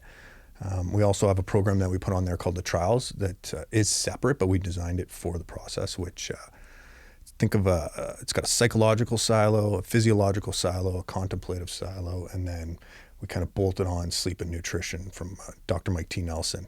And the idea there is to give them offensive and defensive tools to be their own coaches, if you will, to learn enough about their body and their minds. Because we found, and a lot of people, it's no secret, the brain and the body aren't separate. If you're not atomically treating your brain well or your body well, it's going to impact the other one, right? Of course. And drastically so. Drastically. Like myself, for example, I haven't been sleeping when we've been driving out. I don't know what it is. I don't do so well in hotels nowadays, like the lights or something. There's something about it. Well, it's a different bed, different pillows, different sheets. It's just not the same. Not the same. And actually, I kind of feel soft because of it. But so like right now, like I feel the drain. I can feel it in my eyes and all that. But the idea is, I've been there. I've trained through there. I know how to draw on the other tools I need. Well, if you take away sleep, food, COVID brings psychological instability. You lose your job and this, and now your wife's on you, and it's the first time you're around. Well, all the tools you need to deal with that kind of stuff is in there. And then it's 12 weeks. They go through it. It's online, but we also have a community portion. That's where I was saying it's a great place for guys to be vulnerable. It's something that most men don't approach very well or in a healthy way. It's not about crying on shoulders necessarily. Mm-hmm. It's about whatever. We just had a guy just fight through cancer, and he was part of that community, did awesome. But all of us who've never had to deal with cancer now have all these insights into what were the things you did? How did it feel? Like he would check in like, when it was the worst. But now we've kind of gleamed a little bit from it. We haven't walked those shoes, but now you have more visualization tools and all that kind of stuff. So anyways, we start combing through their behaviors. Mostly we want them combing through their behaviors. If I was to say, hey, Andy, you do this, and this, you might listen to it. It might check in, and let's just say you're the most open, agreeable guy who loves to listen and try to hoist things aboard. It's better you walk the walk, right? In order to create better habitual patterns and stuff like that. And then they show up. Now we have all this info on them, from their blood work out to their schedules, their sleep schedules. We track everything. They come out to this 8-day, the process, phase 3 of it. And it kind of appears like boot camp meets POW meets survival training. It's extremely psychologically challenging. And what we do there is, I call it stemming your stream of consciousness, or other people might call it closing down your default mode network. It's kind of the narrative. It's the part of your brain from, really probably through your spinal cord up, that you use most of the time. It's your narrative. It's most of your checks most of your memories and stuff, the stuff that you do pretty habitually. And we tire that out and then we kind of go to work on them a bit. We have them dig into certain things. I won't say it out loud here because I like to keep the priming and the knowledge to myself. Yeah. The whole idea is that they're completely into the unknown. And we're constantly, I used the word neuropsychological earlier, where behavior is backtracked into cognitive attributes and body attributes. That's what we do the whole time. So we have all the cadre there is constantly observing them as they go through a highly action orientated, military by and large feel experience. And then that can tell us things like reaction time, that can all the way back to, how fast can you switch different processes in your mind, how emotionally stable are you? If we do this, does your limbic system override this? Are you able to stay in control? And we just gather up all this info. And then what we do is we use all those observations just to build that spectrum again of what we'll call personality on them. There's paper testing, but the observations really help. It's like when the rubber hits the road, Yep. This is what you actually do. But again, they're constantly out of their comfort zones. It's like a giant form of aversion therapy, if you will. And can't really get into the details because I want everything for them. You want to keep your intellectual property. And also it sounds like what you're doing would be more impactful if they had less of an idea about the specifics. Yeah, you know how it is. It's that hand, do this, and this is what we're actually looking at. Push that microphone out in front of you just a little bit more. Oh, okay, right there. Bring Better. it towards me. There you go. Right There you go. Boom. There we go. You're good. I'm new to this. That's all right. I'm just correcting. So yeah, they go through that, and then they go through a virtual decompression. But the whole idea here is they're going to have this new outlook. So we talked about perception being changed. Strong, super accomplished people, which is the people we hope show up, whatever age they're at, because a 20-year-old can only be so accomplished compared to an accomplished 50-year-old. For sure. Accomplished nonetheless. Like some of these guys, man, I get on the phone with them. I'm like, you're gonna be so spectacular if you stay on your path. If you have, you're seeking out mentors. You're already polishing your shield, and sharpening that sword.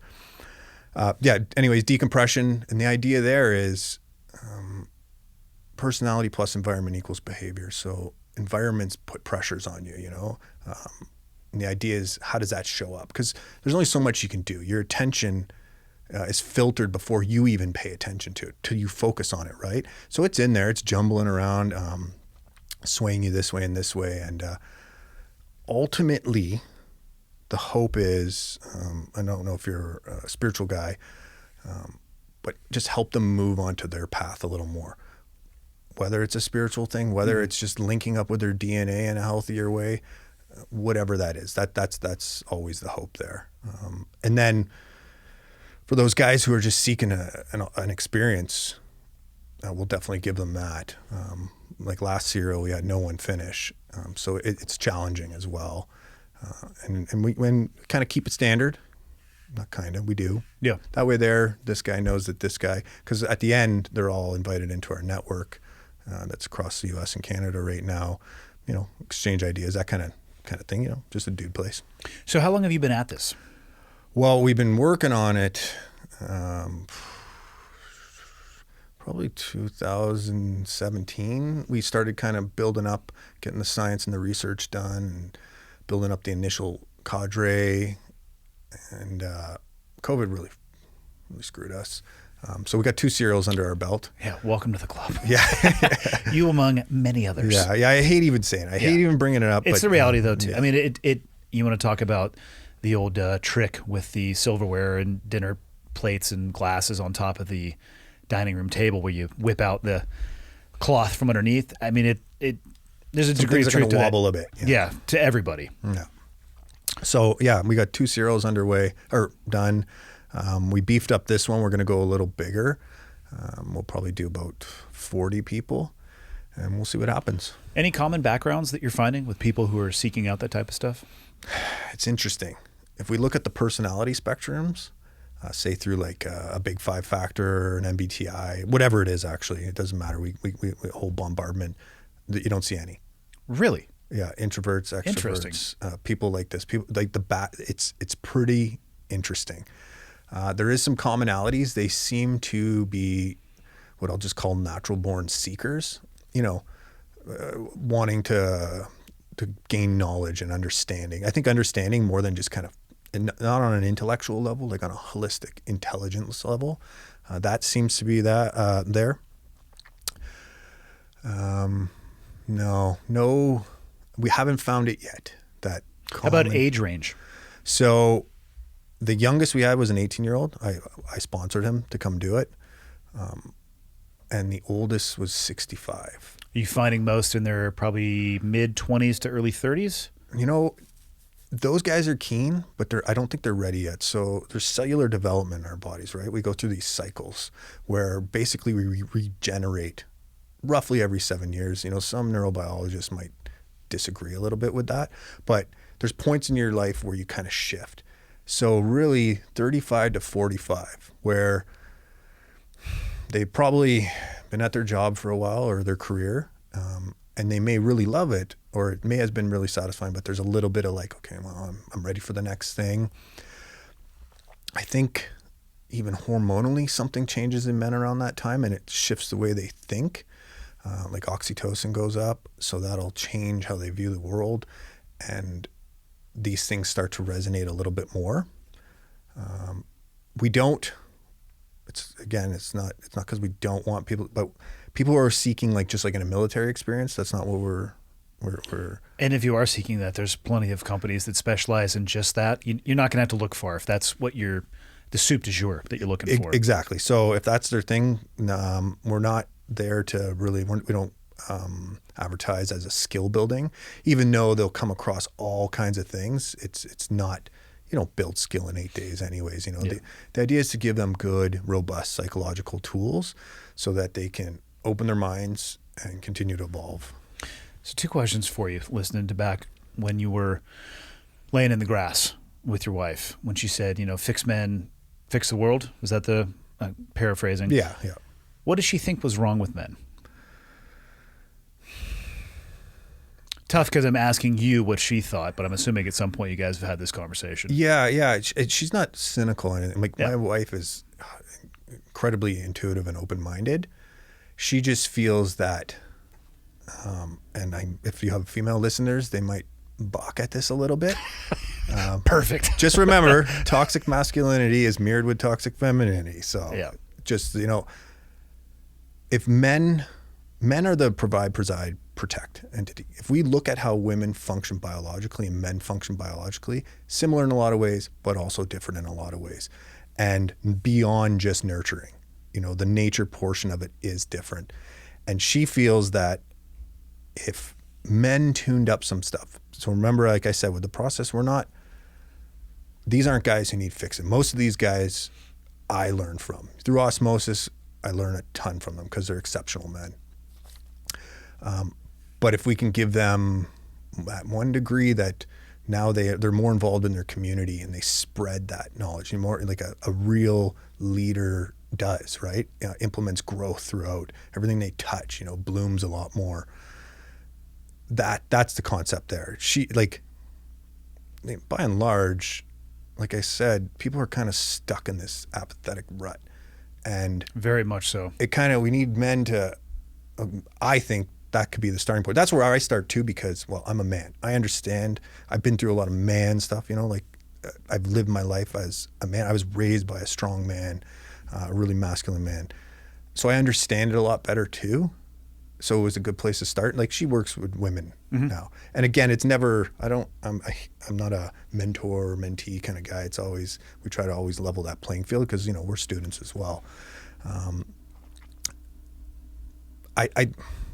Men, a lot of people, they make a lot of fear-based decisions. Fear-based things like greed, the levels of anything that's got, revolves around scarcity, stuff like that. And like toilet paper? Like toilet paper. That blew my mind. Yeah. If you're not eating, don't worry about the toilet paper.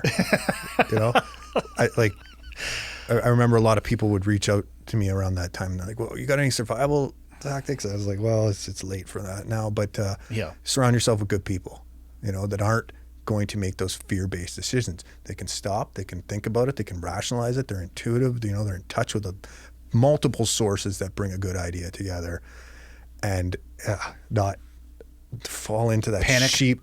that herd mentality. It was so, everyone says fear is poisonous and contagious, but it was so evident then that it was like, that's what the human body is, a social machine. The brain is so social. It's, so many mechanisms to mirror, to do the same behaviors.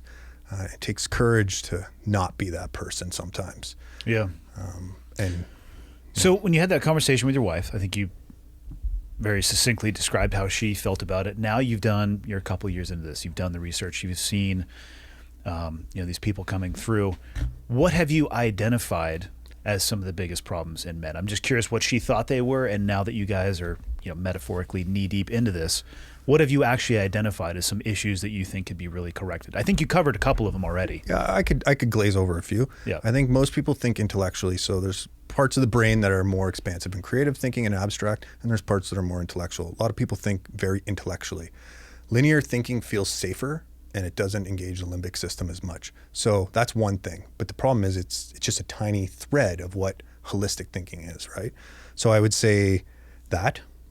I would say if we go down, there's a part below your cerebral cortex where the basal ganglia is, and that's kind of below that's the mammalian brain. And I'm going to generalize here huge.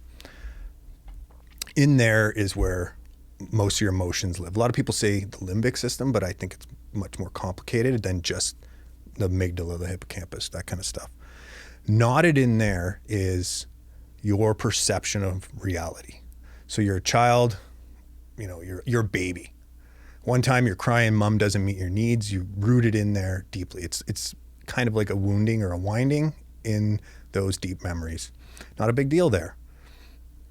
A few more things happen throughout life, and we're talking about just good humans, functioning members of society. You get to a certain age, you've built up some habits and patterns, and down there what happens is it's very hard to describe in words. It usually shows up very archetypally. Like Jungian psychologists have been, really human beings have been trying to decode this for a long time, how that subconscious region shows up, how it manifests outwardly. Like on the impulse level, it's very easy to see fight, flight, freeze. It's almost cut and dry in a way. It's very stark. Yeah, it's very stark, complex, but it's pretty, like you said, it's there, it's black and white. Where emotions, the expansion of fight, flight, freeze, reactive on one end and repressive on the other, shows up in like a gamut of ways. And giving language for them to figure that out, and then also broadcast it out, because I'm not going to make sense of my world around me without you, without someone else to either hold up a mirror, be like, no, maybe you want to try this. No, that's not how that's showing up. So deep communication. And again, I kind of joked about crying on the shoulder. A vulnerability to present those things outwardly, because the default is to shield, right? Put up the walls around the heart. That's what the tough guy does, right? It's changing, of course, but that can only get you so far, because it's going to shape. What happens is that'll keep you in again, generalize, a more overwhelmed state. Mm-hmm. And then certain functions won't kick in enough. And if that happens, the way you experience reality will start to shape your beliefs and values. And once that happens, it can be very hard to untangle. They once thought that people actually couldn't learn beyond a certain age. They couldn't change. Not the case at all.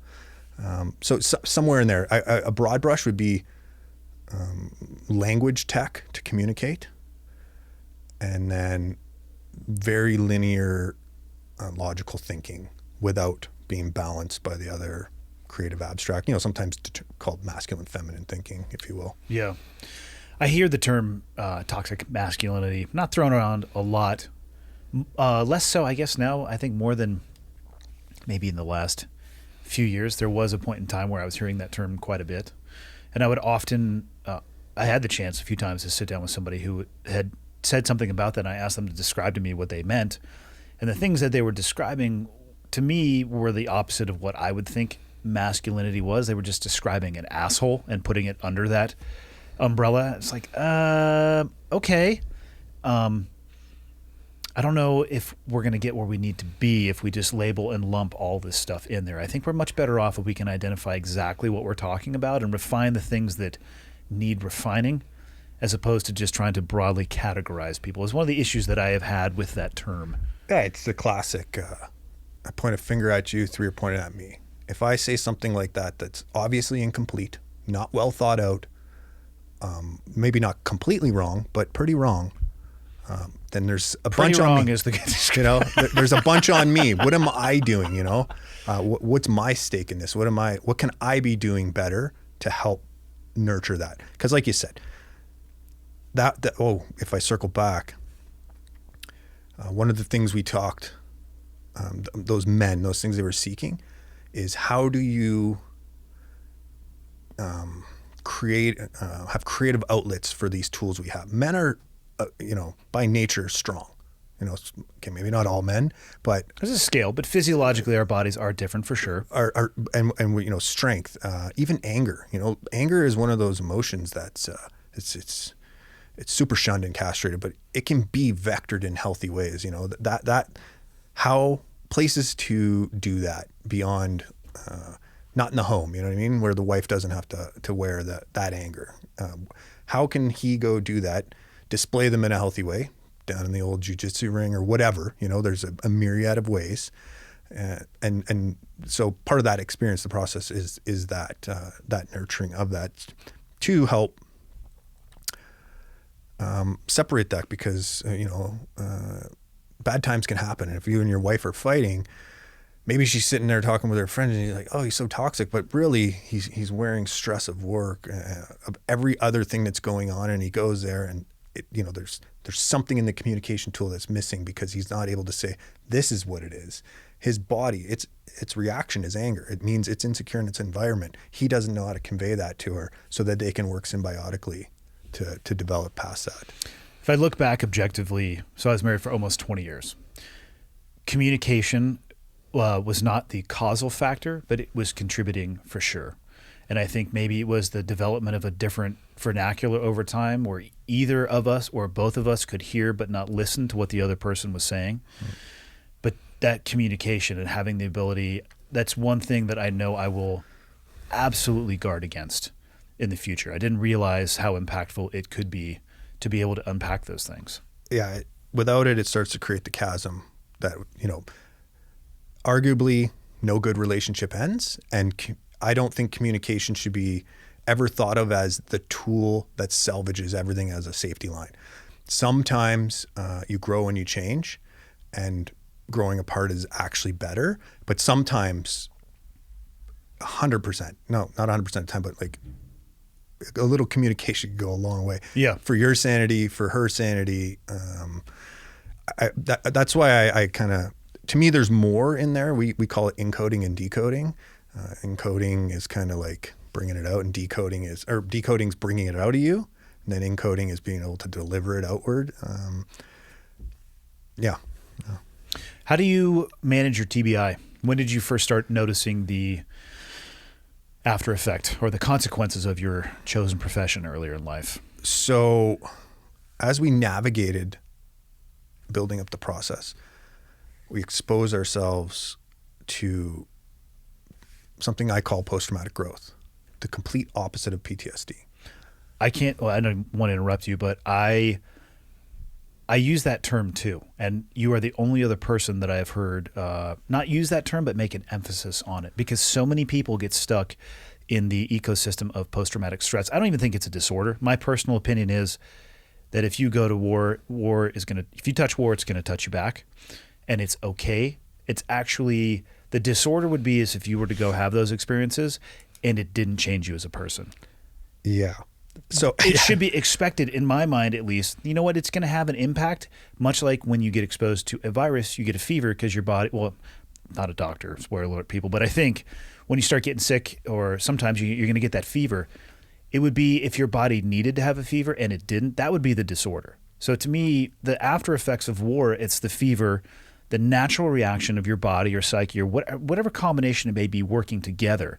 But I see so much focus on that, and people can get lost even in that diagnosis or title, and they can't get out of it, where I think there is so much growth that can come from that as an individual.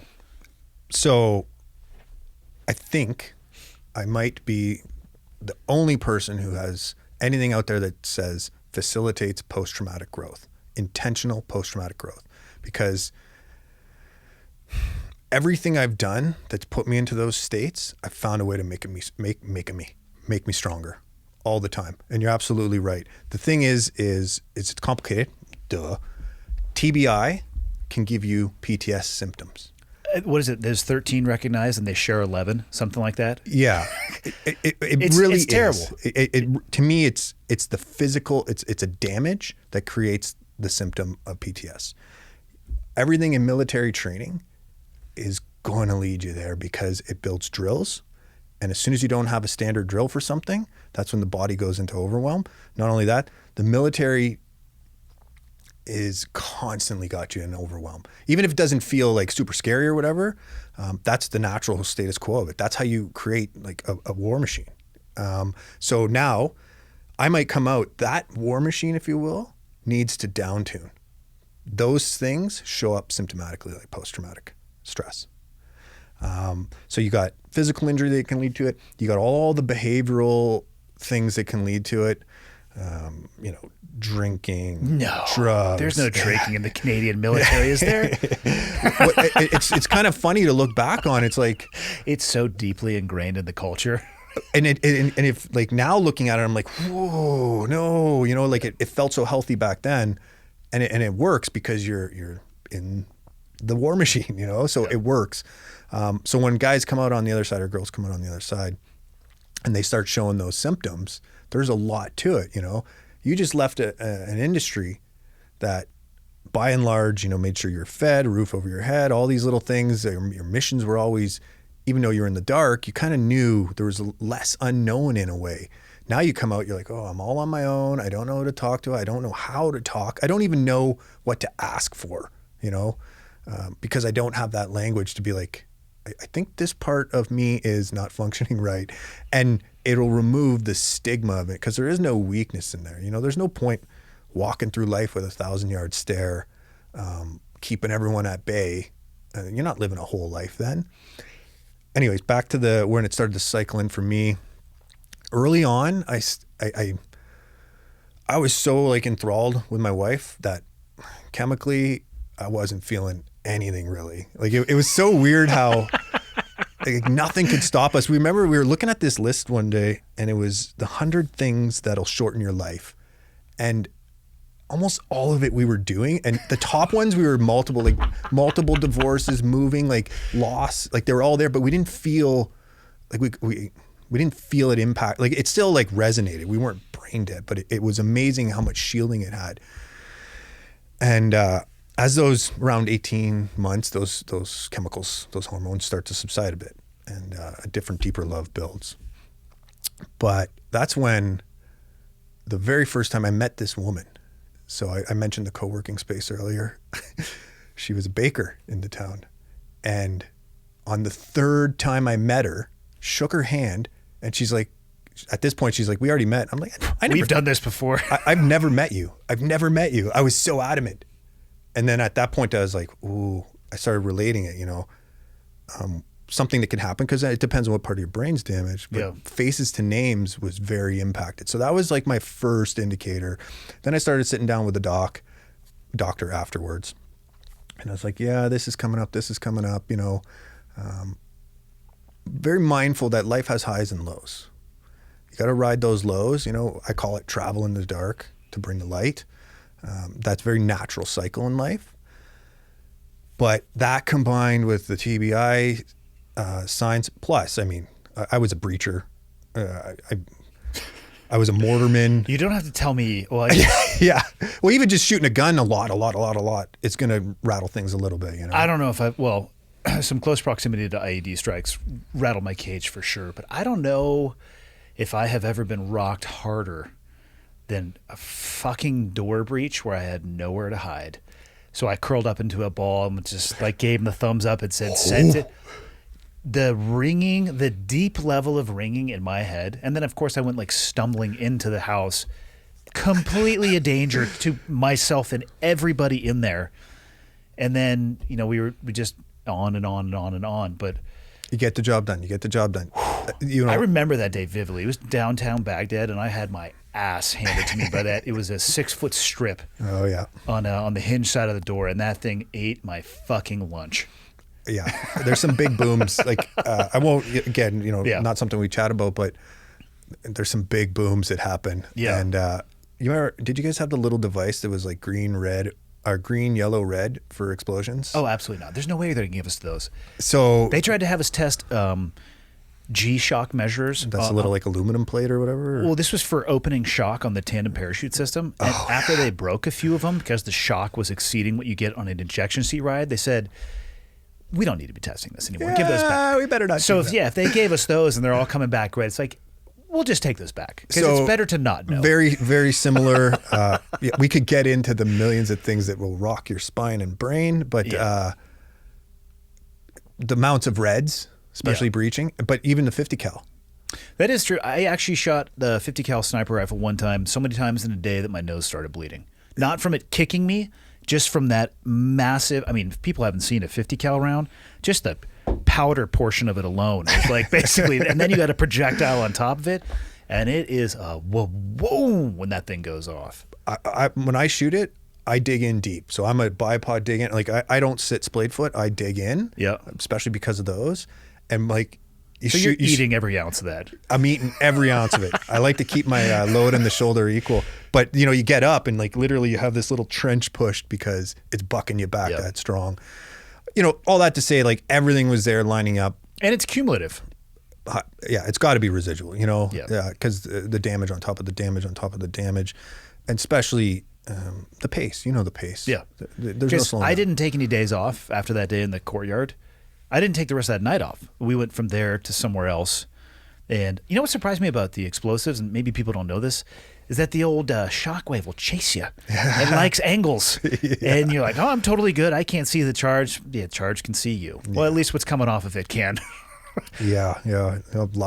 So many incidents. Oh, man. Like, I'm totally outside of the MSD on this thing, which is minimum safe distance. And then you're just like, what happened? Every other sane organization is watching, like when you do training stuff or whatever, and they're like, what the? No way. Yeah.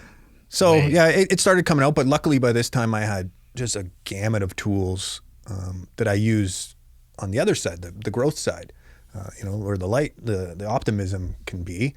It doesn't mean that sometimes you just get caught in that cycle. Example, driving home from here last year, Jess and I, we get to the border. So COVID's shutting everything down. And we get to the border, and the border doesn't want to let her across. Now, this is the woman I love, and they want to separate me from her. It's a big deal. I know border crossings aren't really everyone's like right, if you will. Like it doesn't mean, but just the strain of that. And we went through hours and hours of like them trying to deny us. Eventually, we got through. Things are starting to be very uncertain. So we had a serial for the process coming up. Had to defer that. That's part of my business. So it was a big chunk of change. But it was also like, it's very important to me. It's very important. I put a lot of heart and soul into it, and to have to do that was really terrible. Then we get kind of back home, and my mom, she was sick. She was doing chemo at the time. She wasn't doing super great. She went in for a blood transfer. We're not allowed to go. She has an adverse reaction. So the first time she can't live without blood transfusion. She just doesn't have enough platelets and all the goodies in there. She comes back out, and my mom like looked at us, and she's like, I didn't spend all this time to go die alone in a hospital, and you guys can't be there. So she ended up taking, and the doctor said, now that your body has adversely reacted to it, there's almost no chance it'll take. And she's getting worse and worse, and everything's kind of going. So she ended up using something in Canada called MAID service, which is medically assisted intentional death. Really? Yeah, like a warrior. You know, my mom went out with a smile, stronger. Like she was such a strong woman. It was unbelievable. But she didn't want to go into a hospital and suffer without her family. She wanted to go on her terms. On her terms. Not to ask a morbid question, but how do they administer that? Is it something that the patient has to do themselves? You can imagine there's a lot of checks in the box. You sure? Yeah. A lot of you sure? Yeah, you that's not one you really get to take back.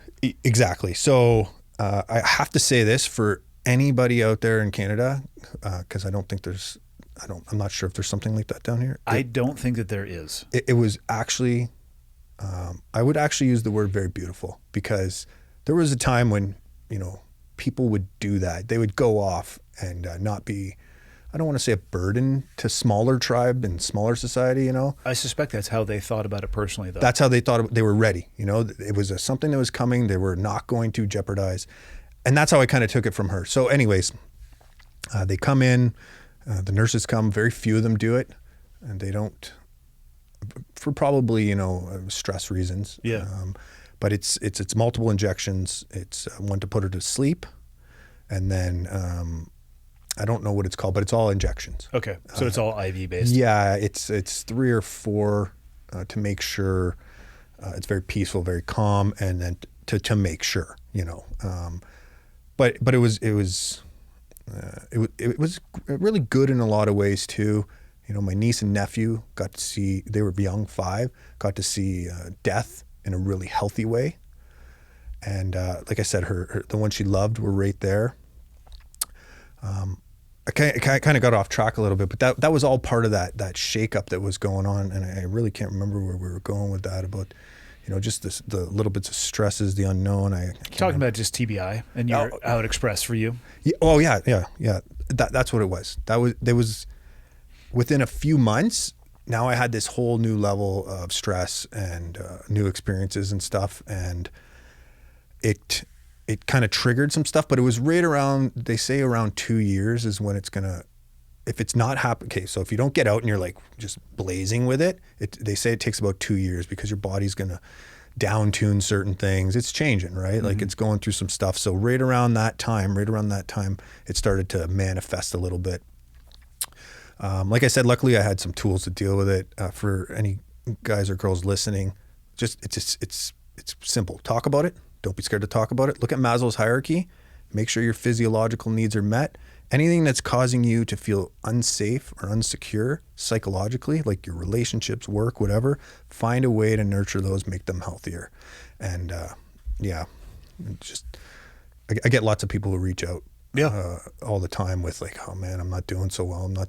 I wish I had the means to help these guys, because I got the tools. I just don't have the means to make it mass. We are working actually with a fire department, not a fire department, however they're divided up, like a county or whatever, like an area with a school that does the fire academy. So they all firefighters go through the academy before they go. Lots of them come down here for fire school actually, and we're developing a program to prevent PTSD for firemen. Probably educating them up front. So with the tool, or educating and arming them metaphorically with the tools. That's 100% what it is. Offensive, defense, right? Because even when they show up, they may not know it. Everybody has things that stress them. You know, it's a very natural part. We're maybe, arguably, the most sophisticated tools in the universe right now to deal with these things. So we're supposed to have them, but it's about using them properly. It's about them not using you or abusing you or falling into cycles that can, you know, nurture them the wrong way. So yeah. Awareness, huge, and then all the gamut of tools to take them through their careers, because your career will do things that'll start to function parts of your brains into the what could be called those symptoms. Because you said it earlier, in some ways, arguably, PTSD is actually a survival mechanism. It can actually detune you, make you less sensitive and more ready to fight.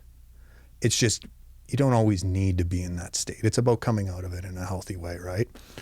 It's very seldom does Mother Nature make a mistake through millions of years of trial and error. Yeah. And like all of a sudden, like you said, it's a disorder. Well, it's just the environment isn't able to house it, or it hasn't shifted and changed for the environment. And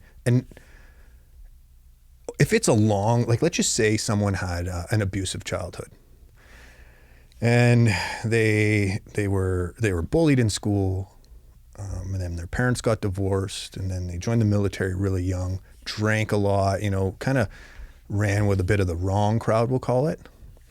And then surprising enough, I don't know how it is in the US, but I'm pretty sure in Canada, combat vets don't have PTSD rates the same as those who didn't get to go into combat. I would suspect that would be the case, and I think it would likely be because of the preparation up front and the tools that and I look at my career, or even you at JTF2 at the highest levels. The expectation is you're likely going to encounter what it is that you're looking for on the battlefield. Not necessarily seeking out, but you have a pretty good idea of what you're going to encounter. The training we did was ultra realistic. Yeah. Oftentimes it was force on force. And they did everything they could to meet or exceed the challenges and potential demands of that combat environment. It gives you those tools. So what happens is when a sensory input happens, whether it's stressful or not, it activates certain parts. I won't get into the kind of the technicalities, but it divides. And it goes to check your upper cerebral areas. And if you don't have those answers, that's when stress really gets big. So for guys who get to use those tools that they've developed, there's kind of a reward to it too. Risk reward, it's got a balance. And and to be clear, I know some guys who have serious issues with post-traumatic stress from my old job. It's what I have noticed, and even in myself, what I have noticed is that there is no description of post-traumatic stress or TBI that truly encapsulates everybody. There's some very broad terms, but everybody is really on their own journey. Some things bother people, and that same experience won't bother another person. Some level of stress will express negatively in this person, but it'll enhance this other person's performance. And then what I noticed is sometimes it'll flip-flop. Like, it's not a guarantee. So it's a very individual journey. So those tools can help protect you, but it's not a 100% guarantee. Well, here's why it's not an easy, you don't even have to dig deep. It's because you can't build the pathways for every eventuality that you'll ever encounter. The more robust you are, as in unsensitive to your environment, no, not unsensitive, able to adapt your experience of reality quicker.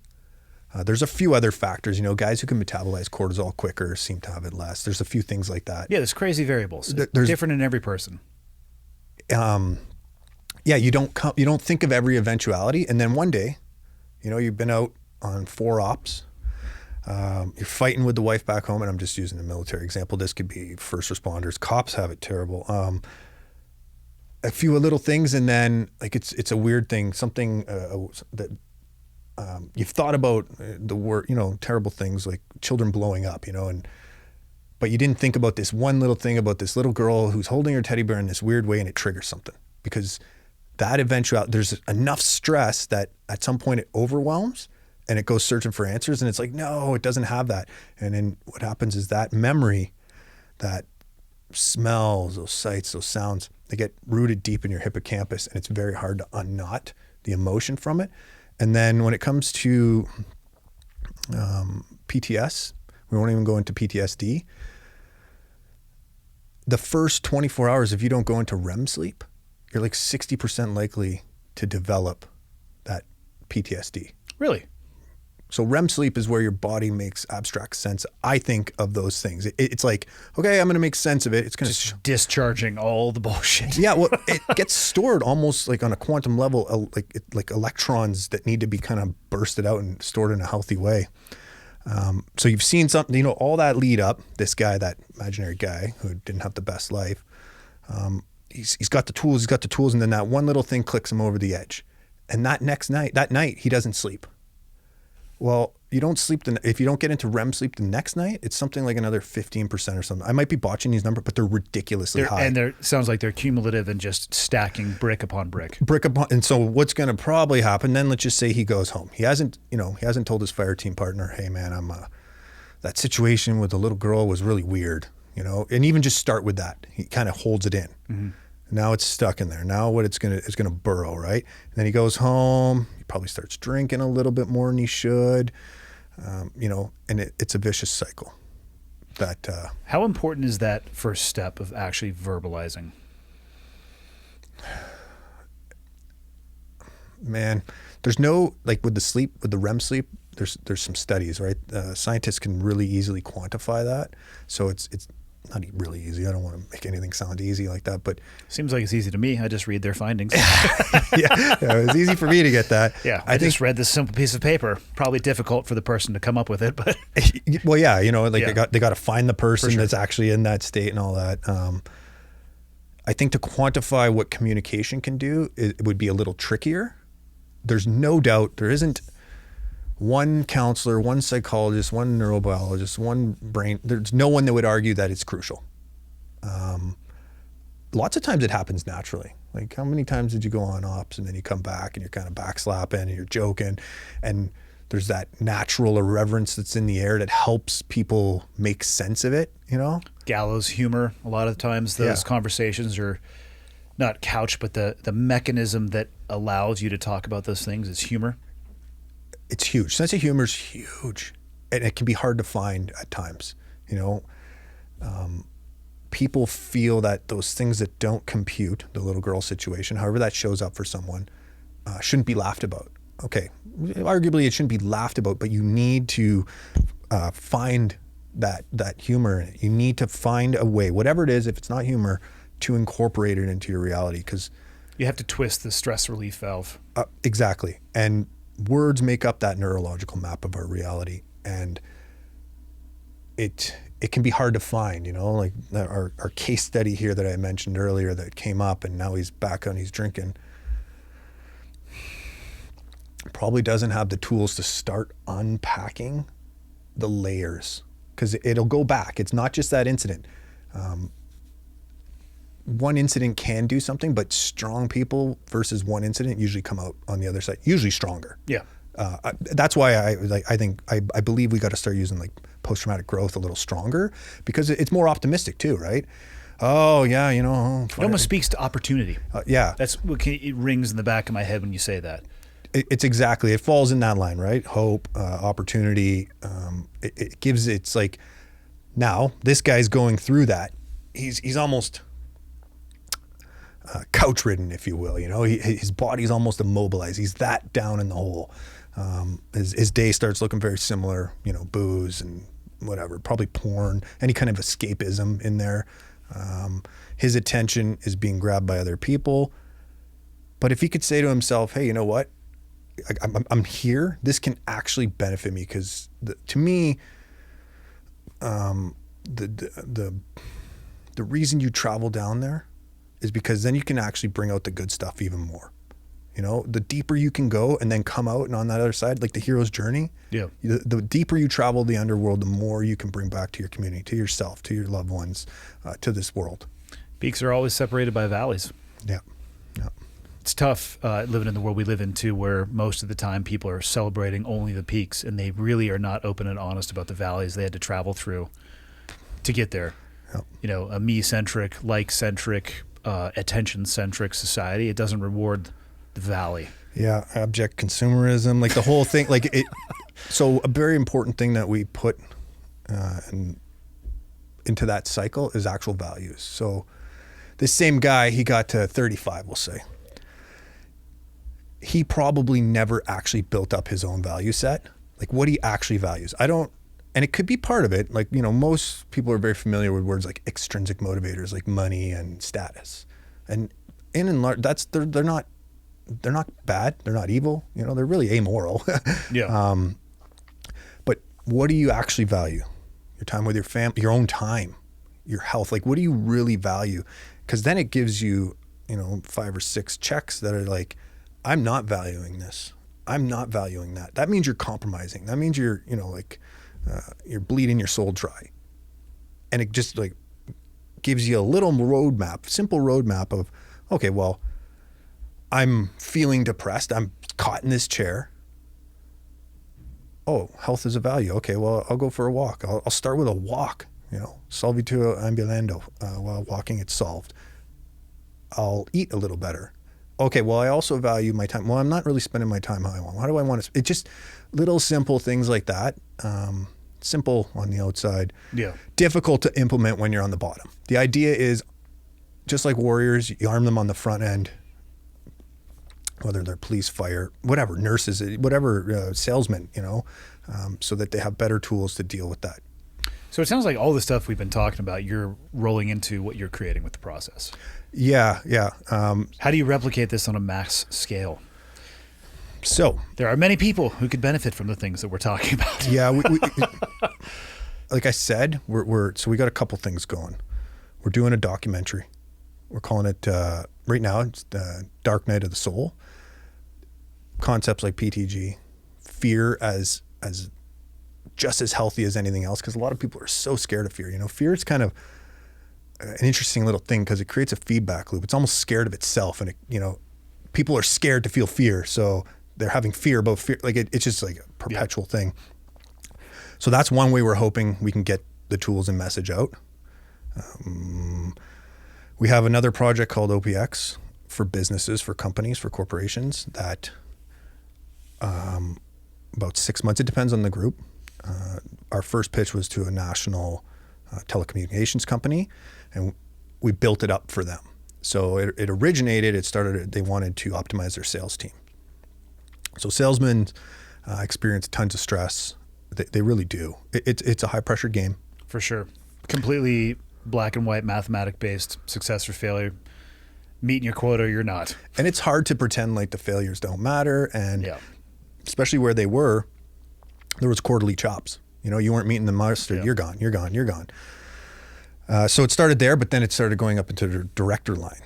And the whole thing there, we start with the individual and we bring them up to, like, we'll just call it like full holistic health. So they would start with the blood work, all the tests, all the scans, rate up, see where they're at, build them up, not just physically, but psychologically, find out where their skeletons are, undo those knots, give them more tools to work forward, and then eventually bring them into a group dynamic, working with other people. By now they would have, we have tools to track their stress levels, biometric tools to track their stress levels, so that, say we're in a pod or whatever they call it, you as maybe in the leadership role, maybe not, but we're all on there and you could say, hey man, Joe's not doing so well. He's a little bit stressed. Is it just lack of sleep? Or is it some family stuff? Or what is it? Tools so you can help your team get through. And then they would move into something like a 1 week intensive where on the background, we're gathering all the data. So on this side with the individual and group, we're building up what makes them actually performance-based humans. What are those through lines? And what you'll find is there is no single through line. Maybe some businesses might argue like conscientiousness is a through line, but really it's not for the long term. What are the 20 attributes that these people show in varying levels? The beauty of knowing what attributes you want, you can train those attributes. So that's what the intensive would do. It would bring it all together. It would train all those things. And then through that, we continue our data gathering, and then we build them up their own hiring process, more like a selection, for a few reasons. One, you might clean up this culture here, but we all know if you throw a turd into a culture cycle, it's not going to be good. Yep. So you want to bring the best in, not just the best for performance, but best for the fit. So let's just say we have a team and they're missing kind of this character, male or female. He's got to, normally it's like he's got to have this degree, this experience. Well, he should also be of this nature and this personality and that kind of stuff. And then that portion would also train them up on how to be in this culture. Now that we both know the best cultures are evolving. They have some tradition, but they're flexible and continue to grow together. And now we go back in. So we're working on that, but we're also working on doing that with more smaller groups. Most companies aren't giant global companies, right? Well, you described that process is not a small undertaking either. No, it's not. It's a very large team we have. It's not a small undertaking by no means. It's not a small undertaking for the company, because a lot of companies, they speak certain languages that seem to work, but it's becoming antiquated. In Scandinavian stuff, they're starting to use words like consciousness in business, where it's more holistic, because yes, fair enough. A business, if a certain level of profit is what they're after, that's whatever. But shouldn't sacrifice everyone to get there, because two things, interpersonal dynamics and stress, are the two killers. Burnout and issues between other people. And you tidy that up, you just expand the awareness a bit. Yeah. The profit will come. But a lot of people get kind of like, I'm up for promotion, So anyways, yeah, we're looking at smaller groups. And instead of doing, one thing for one of them, we would do it for a bunch at once. And then the intensive, they would all come together. It'd be a little bit trickier because, we might have a group that's selling this and then a group that's doing this. At the end of the day, we believe that performance is performance. They'll be the ones who give them the skills. We're not there to teach them how to necessarily sell this. I think the principles you're talking about teaching them would transcend any business genre. Exactly, and that's the the way we're hedging our bets here is, Yep. And then that data gathering, whether we do it for one person or 20, it doesn't really change the amount, the scale, all that. So I would say those are the two things, because we can't argue anymore that companies are everywhere. Most people work for companies, and they're not going anywhere anytime soon. So it's a very good place to start tidying house, if you will. Sounds like you have a lot of plans ahead of you. There's some stuff on the plate. Yep. Where are you going to, hard question to ask. I was going to say, where are you going to base this out of? Because who knows what the next 6 months will look like border-wise. If you had your choice, would you head HQ in Canada or would you HQ in the U.S.? Say for something like Operation X, OpEx, the kind of corporate thing, I think U.S. would be a better place. It's in the business world, and this is just, Jeff's opinion, I think sometimes Canada lags behind a little because we have this awesome privilege of watching the U.S. sometimes crash and burn and sometimes do amazing and be like, okay, well, we'll just do that. And sometimes both. And sometimes both. Yeah. At the same time, which I don't know how it's possible, but we seem to accomplish it as a country often. So we have that kind of like, we got to sit back a little more. So yeah. I think from what we're seeing, the U.S. is on the verge of that much more. Whatever the motivator is, whether it's just like, if you want to call it corporate greed or whatever, that doesn't matter, because if the people are healthier, then the people are healthier, and it just butterfly effects from there. Where would you like to see what you're doing in, say, 5 years from now? What's your long-term goals? I think my long-term, Andy, is 10 years. Just fair. so you know, like longer than the question that I asked you. Yeah. Well, no, I think it all culminates in 10 years. So right now I'm kind of slowly chugging up my speed. I'm taking my time. I'm enjoying. I value my time so much now that I don't want to necessarily fill it with the wrong thing. So I'm very careful about what I take on. And that I very early on mentioned the SFE collective. So the concept is just bringing people together. We're really about community. That's like kind of the driver behind a lot of this. Like key core principle. Yeah. We haven't really written that kind of stuff down. The way we did that was actually through story. So, you write a story. So if I'm a new hire, I read this story, but like perennial truths, you'll read it a little bit different, but it all has those threads through it. Anyways, 10 years, it's going to culminate then. I think the spoken word is the most powerful tool there is. No one's ever going to argue that, really, I don't think. I would like to see, the waves, the impacts of what we're doing. We're doing it a little differently than some traditional stuff where we're not giving it away, because I still want to make a living. I still need money to travel and all that stuff. But it's spreading. And instead of kind of like Alcoholics Anonymous, where there is no leader per se, it's a flat organization that is capable of expanding. And those concepts do that.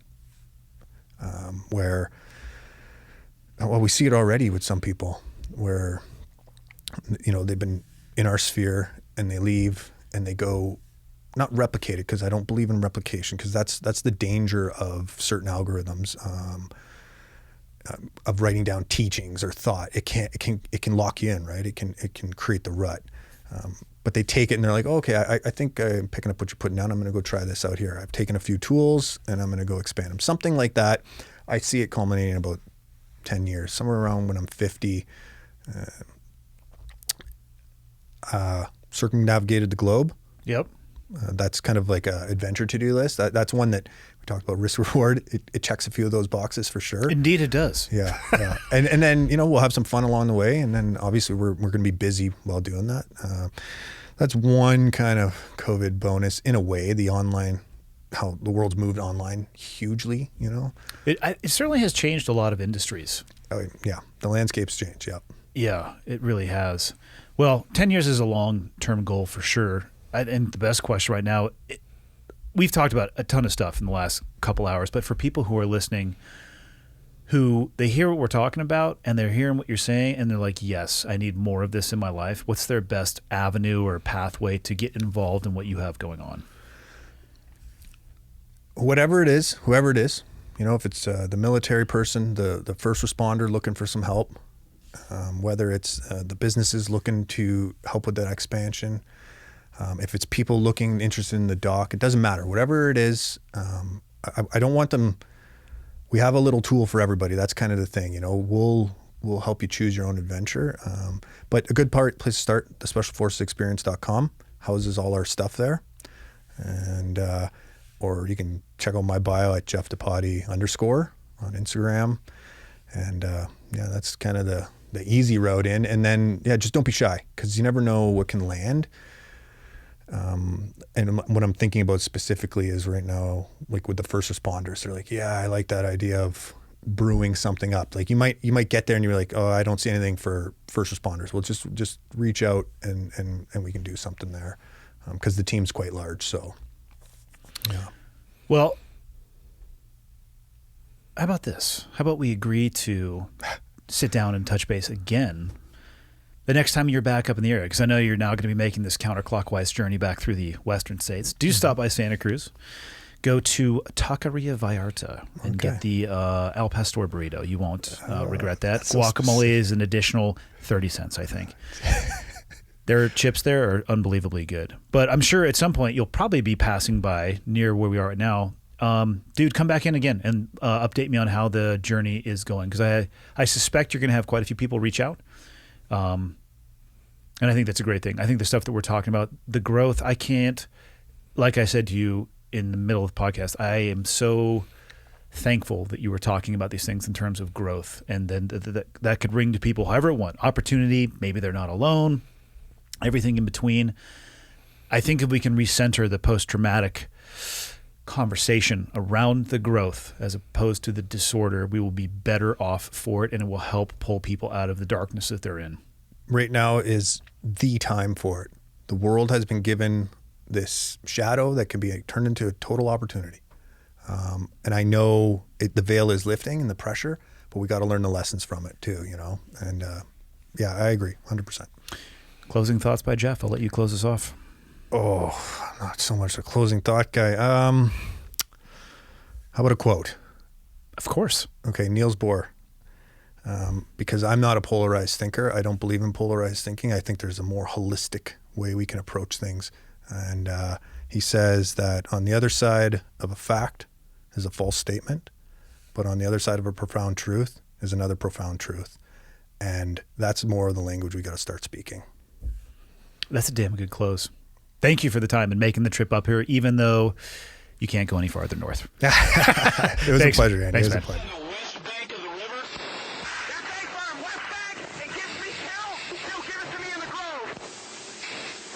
Okay, one's in from the north. I've got the west bank of the river. Two's going to give it to you in the grove. Roger, give me that gun run. Right along that bag, baby. Ladies and gentlemen, thank you.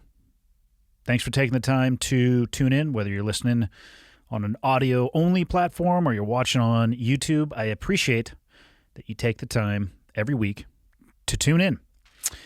People ask me a lot, what can they do to help me spread the word? And the answer is actually embedded in the question. The biggest thing you guys can do to help me if you enjoy the podcast and you think it would be helpful to others is subscribe and share it with other people. And if you have the time, go on to Apple Podcasts and leave me a rating and a review. If you think the podcast sucks, tell me it sucks and leave a 0-star review or the lowest stars possible. If you have a question, comment, or suggestion, you can go to clearedhotpodcast.com. And there is a contact me button right there, which will land in my inbox. And the last thing, if people are interested in helping out, what you can do is fly the old flag. And by that, I don't mean an actual flag, because I don't have any of those. I'm talking about t-shirts or sweatshirts or hats, whatever it may be. Again, clearedhotpodcast.com, click on the shop tab, and hopefully something in there looks like it would be an item you would like to wear around town. And then you can tell people what it is when they ask you. But that is it. The biggest thing I can say is thank you. I truly appreciate it. And until next time, see you.